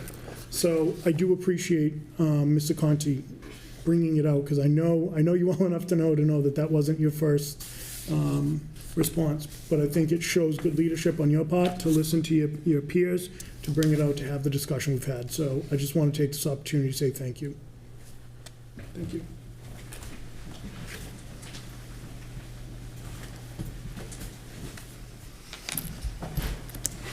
Council Blair. Jay, just one other comment, and you brought it up. We weren't totally, that project wasn't totally aired to this council. That was the fault of the administration and also the fault of the developer. I think a lot of it was lack of communication where we went off on a tangent against this. I would hope in the future, any project or anything this size involving that much money, we get more cooperation out of the administration and the developer. Thank you. Additional comments? Seeing none, we'll get to it, as Councilor DeSimone suggested, and we'll have a roll call vote beginning with Councilor Waterman. Mr. Waterman? Yes. Ms. Dolan? Yes. Mr. Conti? No. Ms. Bennett? Yes. Vice President Kobus? Yes. Ms. Holmes? Yes. Ms. Reynolds? No. Mr. Angelo? Yes. Ms. DeSimone? Yes. Mr. Blair? Yes. President Delicio? Yes. Eight yeas, 2 nays. 9. 9, excuse me, 9. Thank you. Motion 9 passes. yeas, 2 nays. Thank you. Motion passes. Thank you, Mr. President. That concludes the business that the Finance Committee has to bring before the council this evening. We look forward to a meeting at the next appropriate time. Thank you, Rick. Councilor Bennett. Thank you. Good evening. I have 2 items for the council this evening. From the docket of September 20th, 2022, I move to hold a public hearing on October 4th, 2022, to restrict parking to one side of Frank Mossberg Drive. Second. Thank you, Vice President. Thank you. Motion is in order. Any comments? Seeing none, this requires a voice vote. All those in favor? Aye. Aye. Opposed? Motion passes. From the docket of September 20th, 2022, I move to hold a public hearing on October 4th, 2022, to amend Section 10-4.11 of the revised ordinances, isolated stop signs, by adding eastbound drivers on Jefferson Street at 5th Street. Second. Thank you. Motion is in order. Any comments? No additional comments. This requires a voice vote as well. All those in favor? Aye. Aye. Opposed? Motion passes. That concludes the business of Transportation and Traffic Committee. I look forward to a meeting at the next appropriate time. Thank you very much. Vice President Kobus. IT and Infrastructure Committee doesn't have a business tonight. We call for a committee meeting at the next appropriate time. Thank you. Councilor Holmes. Good evening. Zoning and Land Use Committee has 4 motions this evening from the docket of September 6, 2022. I entertain a motion to approve the mayor's request to accept the easement from RJ Prove Corporation. This easement is needed so the city may repair, replace, improve, and maintain a storm drain line connected to a catch basin within the layout of Bishop Street. Therefore, we approve the mayor's request as shown on plan entitled Easement Plan 185 Bishop Street, Assessors Map 200, Lot 17B, Attleboro, Massachusetts, dated January 26, 2022, prepared by Brian J. Murphy, PLS. Second. Thank you, Vice President Kobus. Councilor Holmes, motion is in order. Any comments? I do not have any. We just went over this in committee. Additional questions or comments from the council? Seeing none, we'll have a roll call vote, beginning with Councilor Blair. Mr. Blair. Yes. Ms. DeSimone. Yes. Mr. Angelo. Yes. Ms. Reynolds. Yes. Ms. Holmes. Yes. Vice President Kobus. Yes. Ms. Bennett. Yes. Mr. Conti. No. Ms. Dolan. Yes. Mr. Waterman. Yes. President Delicio. Yes. 10 yeas, 1 nay. Thank you. Motion passes. From the docket of September 6, 2022, I entertain a motion to approve the mayor's request to accept an easement to the town of Plainville as set forth in an intermunicipal. The town of Plainville is requesting this easement so it may create a hiking and walking trail in the location of an existing cart path on a landlocked parcel that the city owns in Plainville. Therefore, we approve the request to accept this easement as shown on plan entitled. May I waive the reading of the rest? Okay. Second. Thank you, Vice President Kobus. Motion is in order. Any comments? I went over this. There was a lot of backup information, but it's all in the committee report. And you left that back up in Virginia's office Yes, as well, right? correct. Thank you. Additional questions or comments? Seeing none, we'll have a roll call vote, beginning with Councilor Waterman. Mr. Waterman. Yes. Ms. Dolan. Yes. Mr. Conti. Yes. Ms. Bennett. Yes. Vice President Kobus. Yes. Ms. Holmes. Yes. Ms. Reynolds. Yes. Mr. Angelo. Yes. Ms. DeSimone. Yes. Mr. Blair. Yes. President Delicio. Yes. 11 yeas, 0 nays. Thank you. Motion passes. From the docket of September 6, 2022, I entertain a motion to approve the mayor's request to accept an easement from Woodlark Development Corporation. This easement is needed to accommodate a water main loop to serve Woodlark's proposed cluster development at 0 Pond Street. Second. Thank you. Motion is in order. Any comments? Also went over in committee earlier. Additional questions or comments? Seeing none, we'll have a roll call vote, beginning with Councilor Blair. Mr. Blair. Yes. Ms. DeSimone. Yes. Mr. Angelo. Yes. Ms. Reynolds. Yes. Ms. Holmes. Yes. Vice President Kobus. Yes. Ms. Bennett. Yes. Mr. Conti. Yes. Ms. Dolan. Yes. Mr. Waterman. Yes. President Delicio. Yes. 11 yeas, 0 nays. Thank you. Motion passes. From the docket of August 16, 2022, I move to approve the application to waive building department fees totaling $168,700 for Preservation of Housing, Affordable Housing, Inc., owners of Garden Terrace Apartments on Pine Street. Second. Thank you. Motion is in order. Any comments? Thank you. I forwarded an email to everyone to discuss with the gentleman that I guess is the representative of Garden Terrace Apartments at this point. And I was disappointed that no one showed up for the public hearing. This is a big ask of us, and it was a little disappointing that no one felt like they should come forward to request that. He did offer to have a Zoom meeting, but that's on, we have a formal process, and I think that this is kind of something that a lot of individuals that are coming to the city to ask for things aren't really understanding for some reason, but this is a big ask of us, and we really didn't get a lot of information about how this was coming about. So I did get some information, though, that the state is providing funds of $2 million, and when the state does that, they ask for the city to then contribute something. Usually the city contributes an actual dollar amount, but I think the administration kind of went about this in a creative way and decided to waive fees. I asked him what the amount was that a city would typically contribute, and he said around 100,000. So this is a little bit more than that. And also, I would like everybody to keep in mind, this is phase 1. So they will be coming back for other fees to be waived. That was some of the information that I did receive. That concludes my comments. Thank you. Councilor Blair, Councilor Blair, Councilor Diesel. Let's go. If I'm not mistaken, that outfit that runs that's for a profit company. That's not a non-profit organization. We have a building department that requires to pay salaries to their help. We were worried about, there was much conversation about South Main Street a little while ago.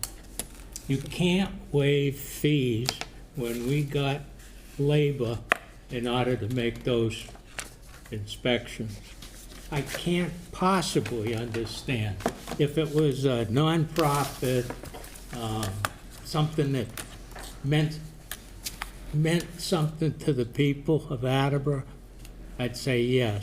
But those people that own that building, they're in it to make a profit. So I can't support waiving fees.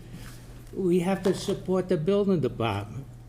And the way we support the building department is the fees they get for electrical inspection, heating, plumbing, whatever. I cannot support that and will not support that. Thank you.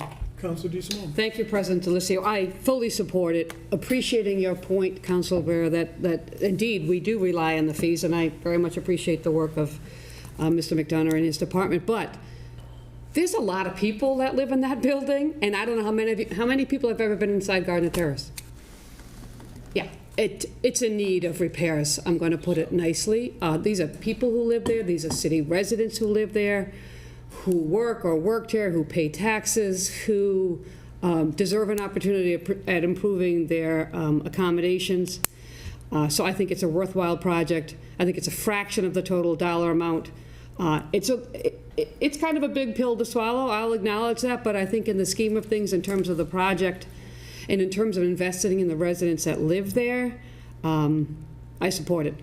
Moving forward, the discussion about waiver of fees is a separate discussion. We may want to entertain a different point, but I will not entertain that discussion right now in front of a request that was fairly put to us. Documentation is there, so I'm going to support it for all those reasons. Thank you. Councilor Conti, Bennett, and then Dolan. So, Councilor Holmes, do you know what the annual operating budget of Preservation of Attleboro Housing, Inc. is? I do not. And what was the name of the president? The gentleman that I was speaking to is Charlie Durek. So, The senior project manager is who I was speaking to. So do we know what Charlie Derrick is paid? No. No. I won't be supporting this because I'm sure Charlie is paid more than the $168,000 that he's looking for. And I agree that Gardner Terrace definitely needs to be overhauled, no question.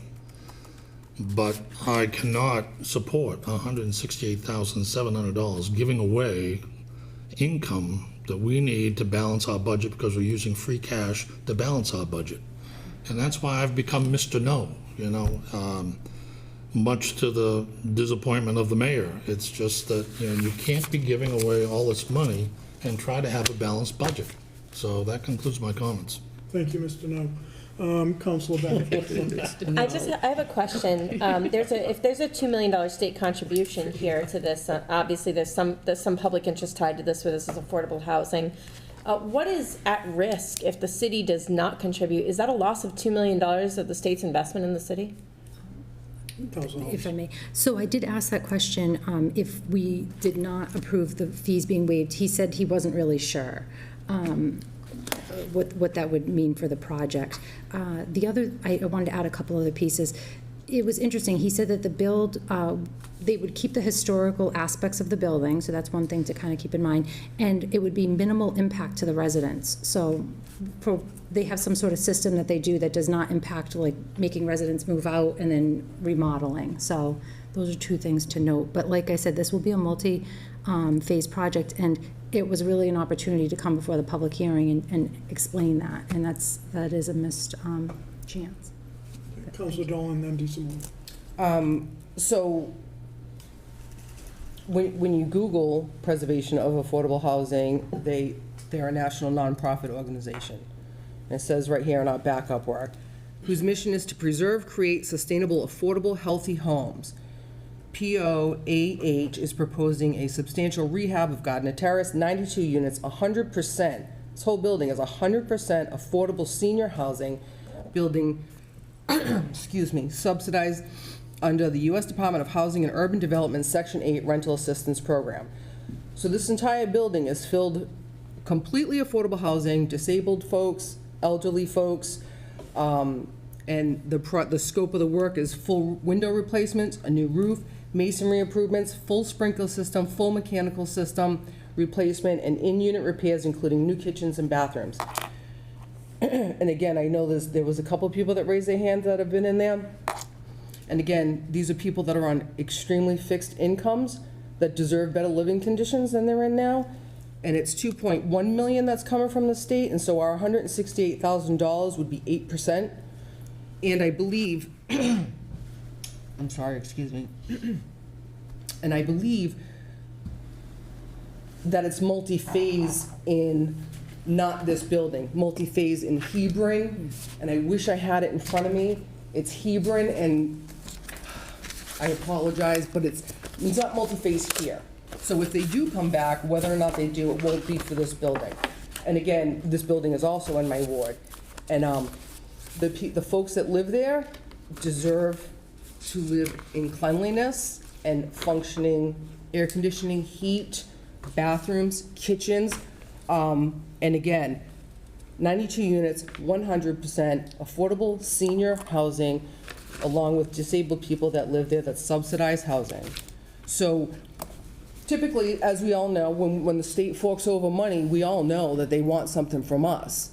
And so for 8%, I know we always talk that we care about affordable housing, that we care about seniors, and for 8% of this project to give them a better sanitary, clean, functioning home to live in, I'm all in. And I hope everybody, or at least most of you, will support it. I believe it's an important project, and that concludes my comments. Thank you. Thank you. I just want to clarify, well done, Councilor Dolan. My support for this is because of the skin in the game requirement by the state. If this was not receiving state or government money, I may feel differently about it. My concern is if we don't hold up our end of the bargain, it all goes away. So just to be clear in the context of this decision, it's because we're required to put money in the game, and I think it's more than worth the investment to do that. Councilor Blair. We are definitely required to contribute. It doesn't say anything about a matching from the city. I don't want to step on Chair Holmes's. I emailed him as well, and he said the same thing to me. It's DCHD that it's required. Additional, Vice President Cobus. Thank you, President Delicio. With this one, I was also a little bit hesitant on it, based on I didn't like waiving fees in general. I didn't like they didn't come before us. But in my mind, this is good for the city. With the state delivering $2.1 million, I think it's a relatively creative manner in which for the city to have skin in the game as well. And so because it is all low-income housing, I support this. I encourage everyone to also support it. And in my mind, I don't want to vote no on it because they didn't come before us or anything like that. This is what's best for the residents. The ward councilor has spoke out in support of it. I respect that, and because of which I will vote in favor of it. So, I don't know, I'm not giving it to Sheridan, that's fine. The program, the way it's set up, it says that there needs to be a contribution by the city. There's nothing saying that it has to be by waiving fees. We're gonna be taking revenue away when we sat here a few short months ago saying that, you know, we need to find new revenue sources. Now we're gonna pillage those that we have in front of us. I would much rather have seen a request for 168,000 come down in June from free cash than a pavilion. I think, and let's not convolute the issue here. This isn't about, if we vote no against this, we're not saying that, you know, we're not caring about those in needs. And yes, I've been there. A very dear friend of mine, and Councilor Conti and Councilor Blair, now our good friend Paul, who lives over there, we've been there. But let's not convolute the issues here. I don't think a no vote says we don't believe in this project, but as Councilor Holmes said, I started talking to Charlie in March or April about what the process is. To say he didn't know he needed to be here for a public hearing? What? How are you a senior project developer and not think you have to be here for a public hearing? I'm against the funding mechanism of this. I'm not against the project. So for that reason, I'm going to be voting no, because it's not right to continue to waive these fees and pillage a department head's budget. Thank you. Council Reynolds. So I'm just going to jump on that because it's exactly what I was going to say, is that we can't convolute it with the fact that, oh, we say no, we don't care about those people. That has nothing to do with it. We're talking about fees that are going to our building department. And on top of that, it goes back to the same thing with the tie. I have never supported them. I don't like them. I think they're unfair. And I don't support this. These are building fees. There's better ways to do it if we were going to do it. And I'm right on board with Councilor Delicio. So those are my comments. Thank you. Councilor Angelo. Thank you, President Delicio. So if it's a no vote, does that kill the whole project? No. No. I don't know. We didn't have the opportunity to ask him. Yeah. How about that? Councilor Blair. Jay, I'm sure that 100 and, what is, the figure, 160,000? 68,700 in fees. If we don't approve that, it's not gonna kill the project. I don't think so. No way. Additional questions or comments? I agree with the skin in the game. We need to contribute as well as the state. We need to hold up our end. This establishment, this apartment building is where the city turns oftentimes for homeless people to move in. And I myself have moved in a few people there, including one client that I had at the Y when I was their social worker. There aren't that many places that become open for people to move into in this city. And I think we have to hold up our end of the bargain.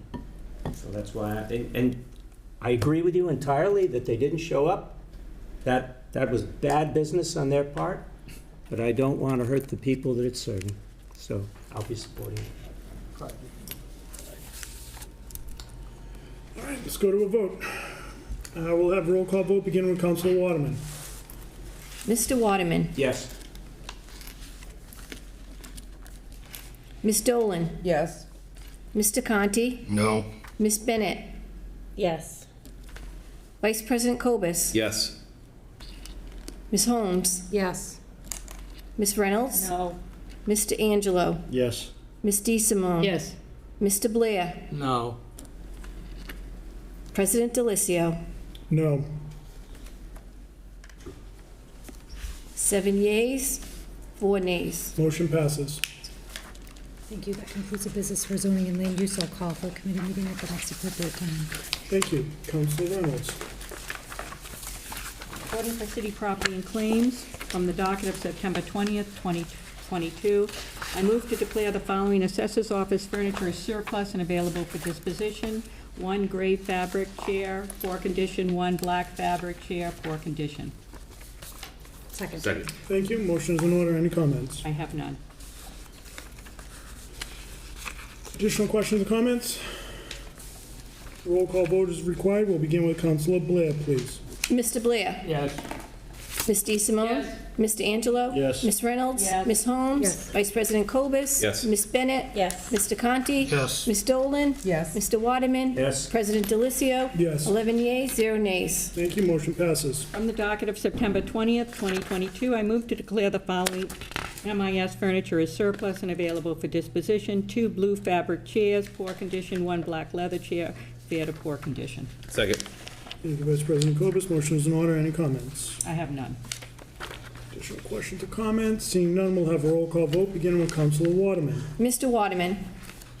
Yes. Ms. Dolan? Yes. Mr. Conti? Yes. Ms. Bennett? Yes. Vice President Cobus? Yes. Ms. Holmes? Yes. Ms. Reynolds? Yes. Mr. Angelo? Yes. Ms. DeSimone? Yes. Mr. Blair? Yes. President Delicio? Yes. 11 yeas, 0 nays. Thank you, motion passes. From the docket of September 6, 2022, I move to accept the builder's plate from the Attleboro Victory currently hanging outside Veterans Office from the U.S. DOT Maritime Administration, which has been on loan to the city since 1994. Given the nature of the loan and the time it has been in the city's possession, the Maritime Administration would like to convert the loan into a permanent donation. Second. Thank you, Vice President Cobus. Motion is in order. Any comments? I have none. Additional questions or comments? Seeing none, this requires a voice vote. All those in favor? Aye. Opposed? Motion passes. That is all the business City Property and Claims has this evening, and I would like to call a committee meeting at the next appropriate time. Thank you very much. Councilor Angelo. Thank you, President Delicio. Reporting for Personnel, Veterans, and Human Services Committee. I have 3 pieces of business. From the docket of September 6, 2022, I move to approve the appointment of Terry DeSisto, 29 K Street, Attleboro, to the Taxation Aid Committee. Second. Thank you, Vice President Cobus. Motion is in order. Any comments?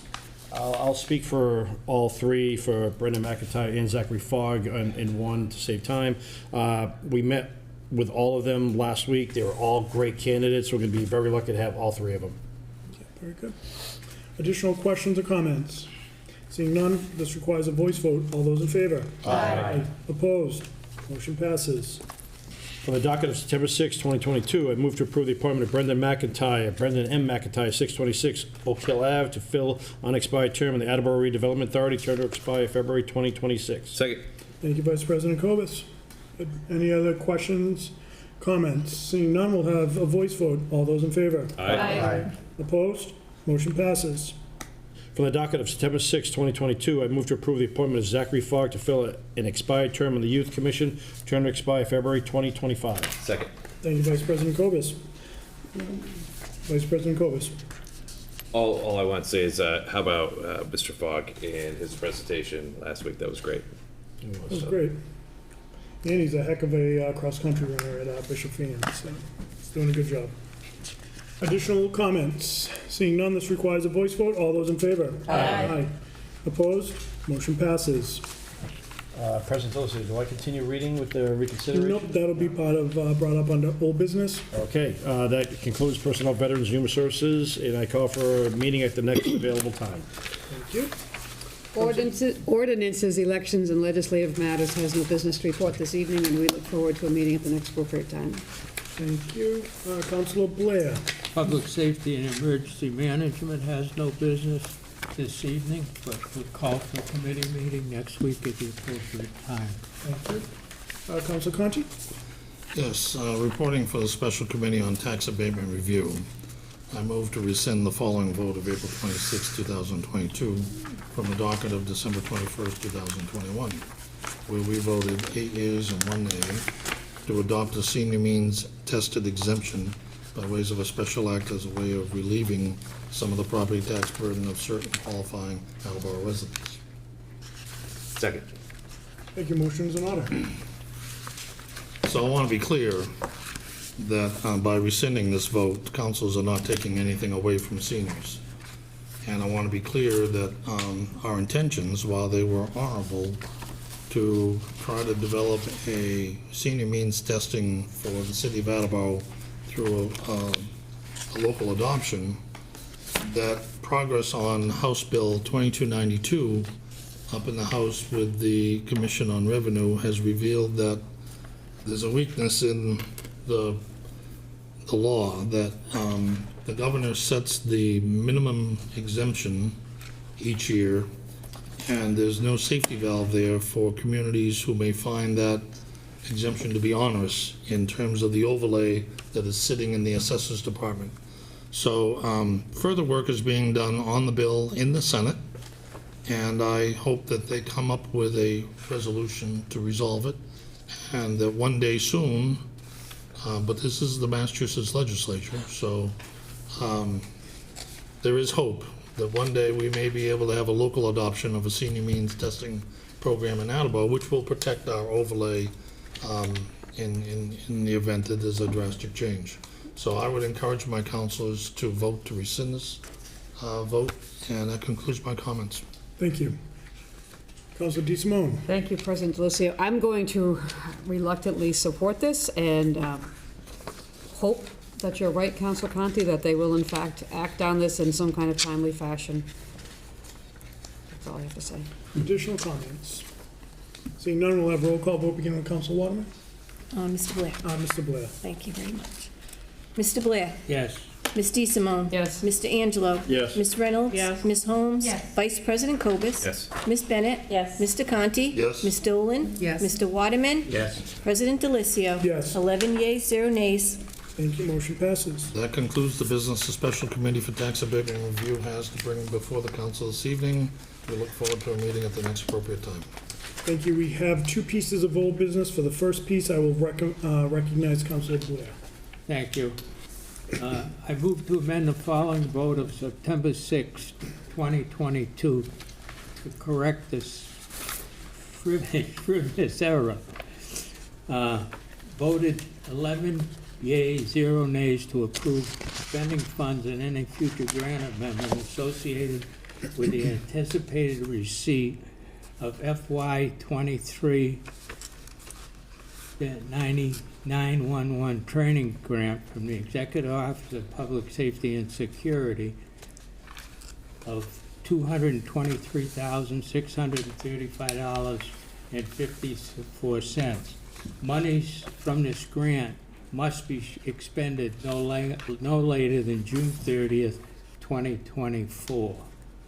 The vote should read, voted 11 yeas, 0 nays to approve the expending of funds in any future grant amendments associated with anticipated receipt of a FY 23 9/11 training grant from the Executive Office of Public Safety and Security for $223,635.54. Money from this grant must be expended no later than June 30th, 2023. Second. The mistake was in the year. One moment. Thank you, Vice President Cobus. Motion is in order. The mistake was simply in the year that the money had to be expended by. Additional questions or comments? Seeing none, this requires a voice vote. All those in favor? Aye. Opposed? Motion passes. For the second piece of old business first, I'm going to recognize Councilor Reynolds. So I'm just going to read the reconsideration, my reasons. I move to reconsider the vote of September 6, 2022. It was vote number 6, relative to the new grade 23 elections position and the transfers involved. Second. Thank you, Vice President Cobus. Motion is in order. Councilor Reynolds, any comments? My main reasoning for this was that new business was called after this vote, and in the new business, we had a move to have the following new business assigned for study and recommendation, and that was to create a Attleboro Municipal Council Special Committee on Classification and Compensation with the focus to better understand current hiring challenges facing the city of Attleboro, with the end result being to ensure effective, efficient, high-quality delivery of city services, blah, and it goes on and on. But it was a whole new, it came out after we made this vote, and I personally think that we should do this. We've been talking about doing this, and this should be something that should be first on the agenda before we continue to add people, because once you add people, you can't take it off. You've got the new position, and to me, that's faulty, in my humble opinion. Thank you. Additional comments? And again, this is to reconsider the vote. Additional comments, questions? Seeing none, we'll have a roll call vote beginning with Councilor Waterman. Mr. Waterman. No. Ms. Dolan. No. Mr. Conti. Yes. Ms. Bennett. Yes. Vice President Kobus. Yes. Ms. Holmes. Yes. Ms. Reynolds. Yes. Mr. Angelo. No. Ms. DeSimone. No. Mr. Blair. Yes. Ms. President Delicio. Yes. 7 yeas, 4 nays. Thank you. Motion passes. And now for the second vote of the reconsideration, we will go to Councilor Angelo. From the docket of August 16th, 2022, I move to approve the following transfers. Is that how I'm reading it, Councilor? President Delicio? Okay. I move to approve the following transfers to fund a new grade 23 position in elections. $1,750 from account election commission salary, wages, and part-time to account election commission salary and wages. $3,000 from account election commission salary elections to account election commission salary and wages. $15,600 from account citywide reserve to transfer to account election commission salary and wages. Second. Thank you, Vice President Kobus. Motion is in order. Any comments? I do. Councilor Holmes and Councilor DeSimone. Thank you. I appreciate what Councilor Reynolds was just speaking to. We really need to formalize the process instead of continuing to add. We need to slow down and figure out what we're doing before we determine what department really does require the help. And so it seems to me like there's new business where we're formalizing things and doing it the right way. I think we should address that first. That concludes my comments. Thank you.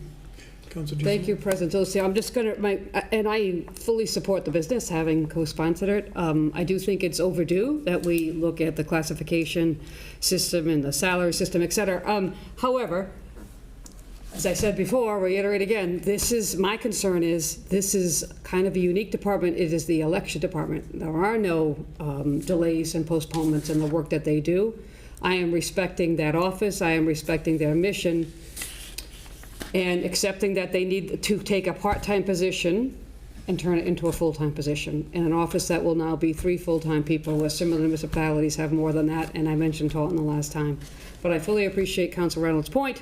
However, this needs to be done now because of the nature of the job that's done upstairs, and then I'll be more than happy to dive in on the personnel issue. Thank you. Thank you. Additional comments?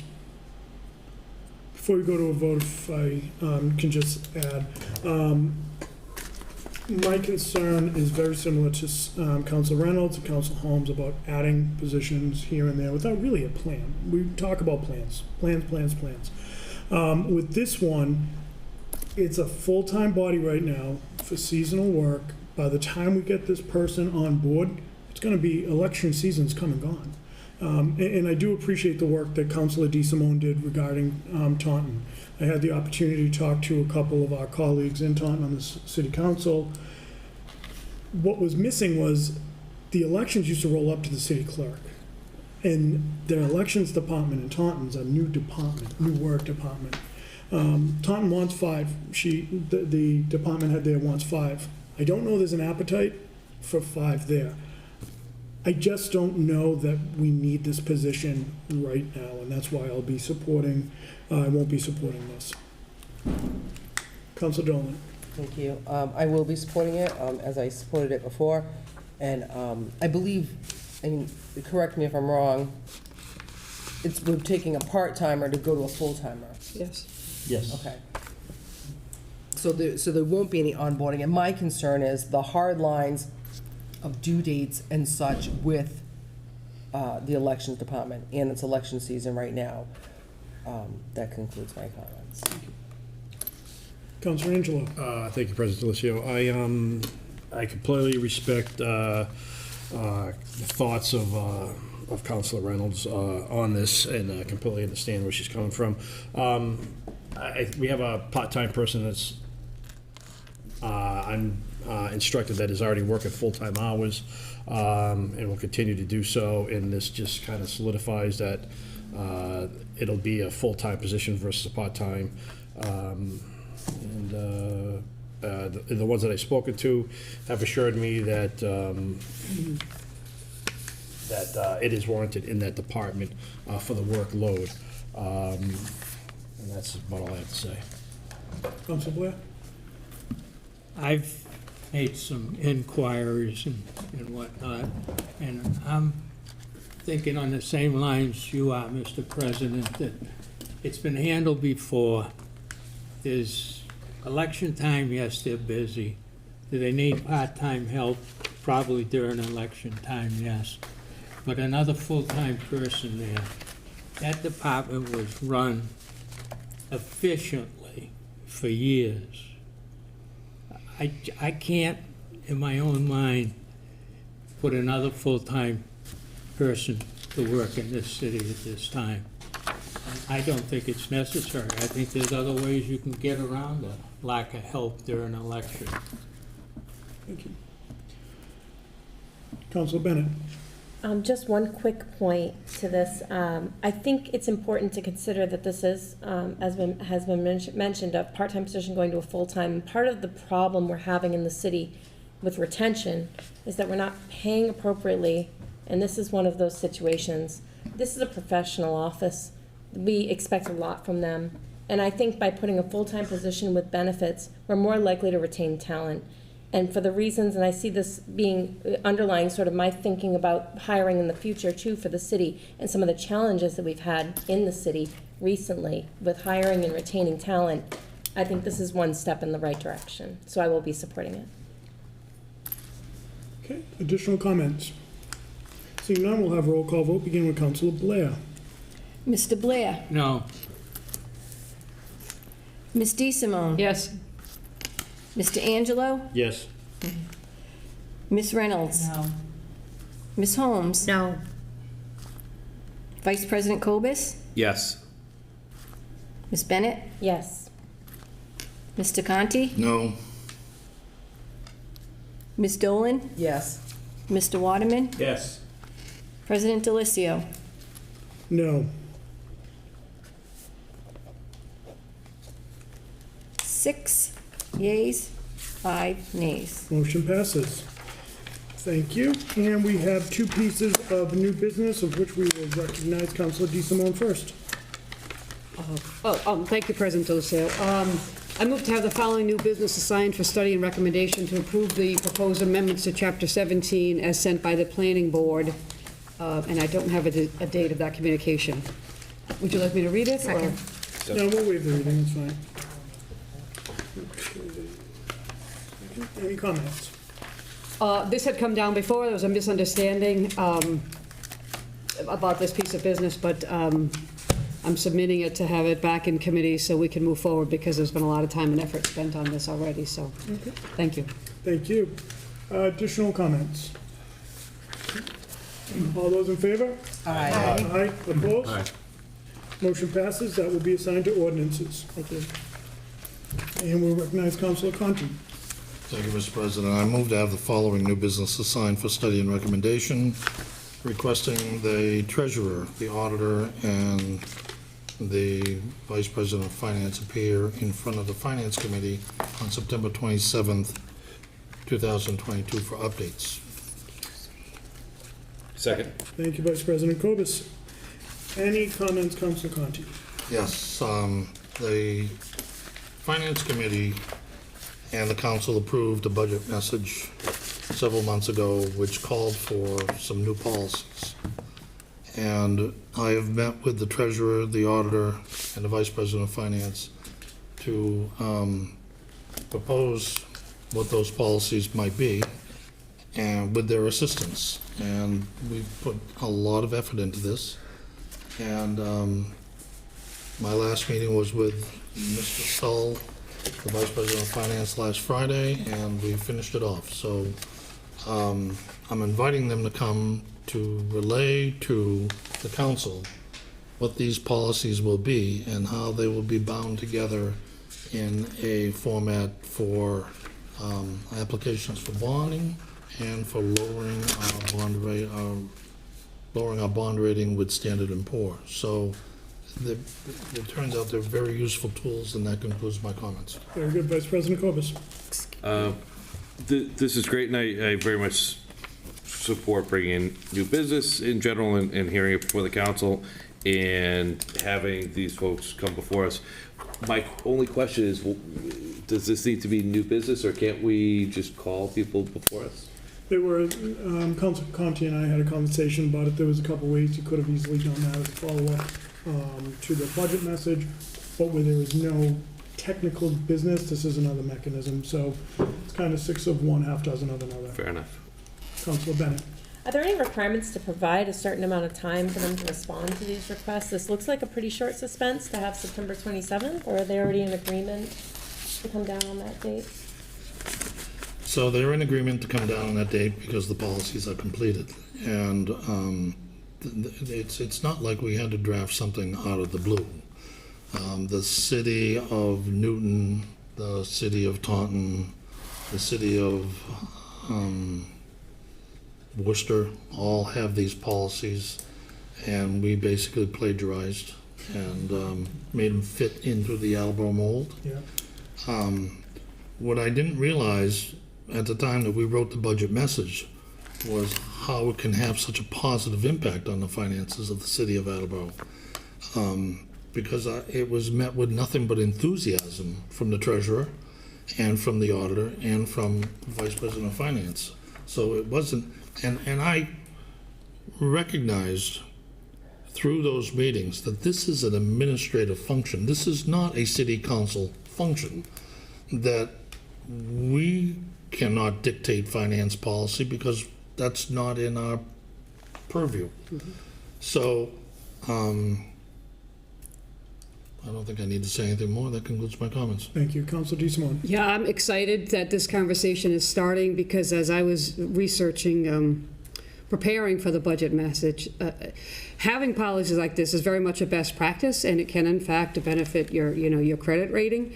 But to me, it ensures some kind of degree of consistency and predictability, regardless who's sitting around this body and regardless who's sitting in the corner office.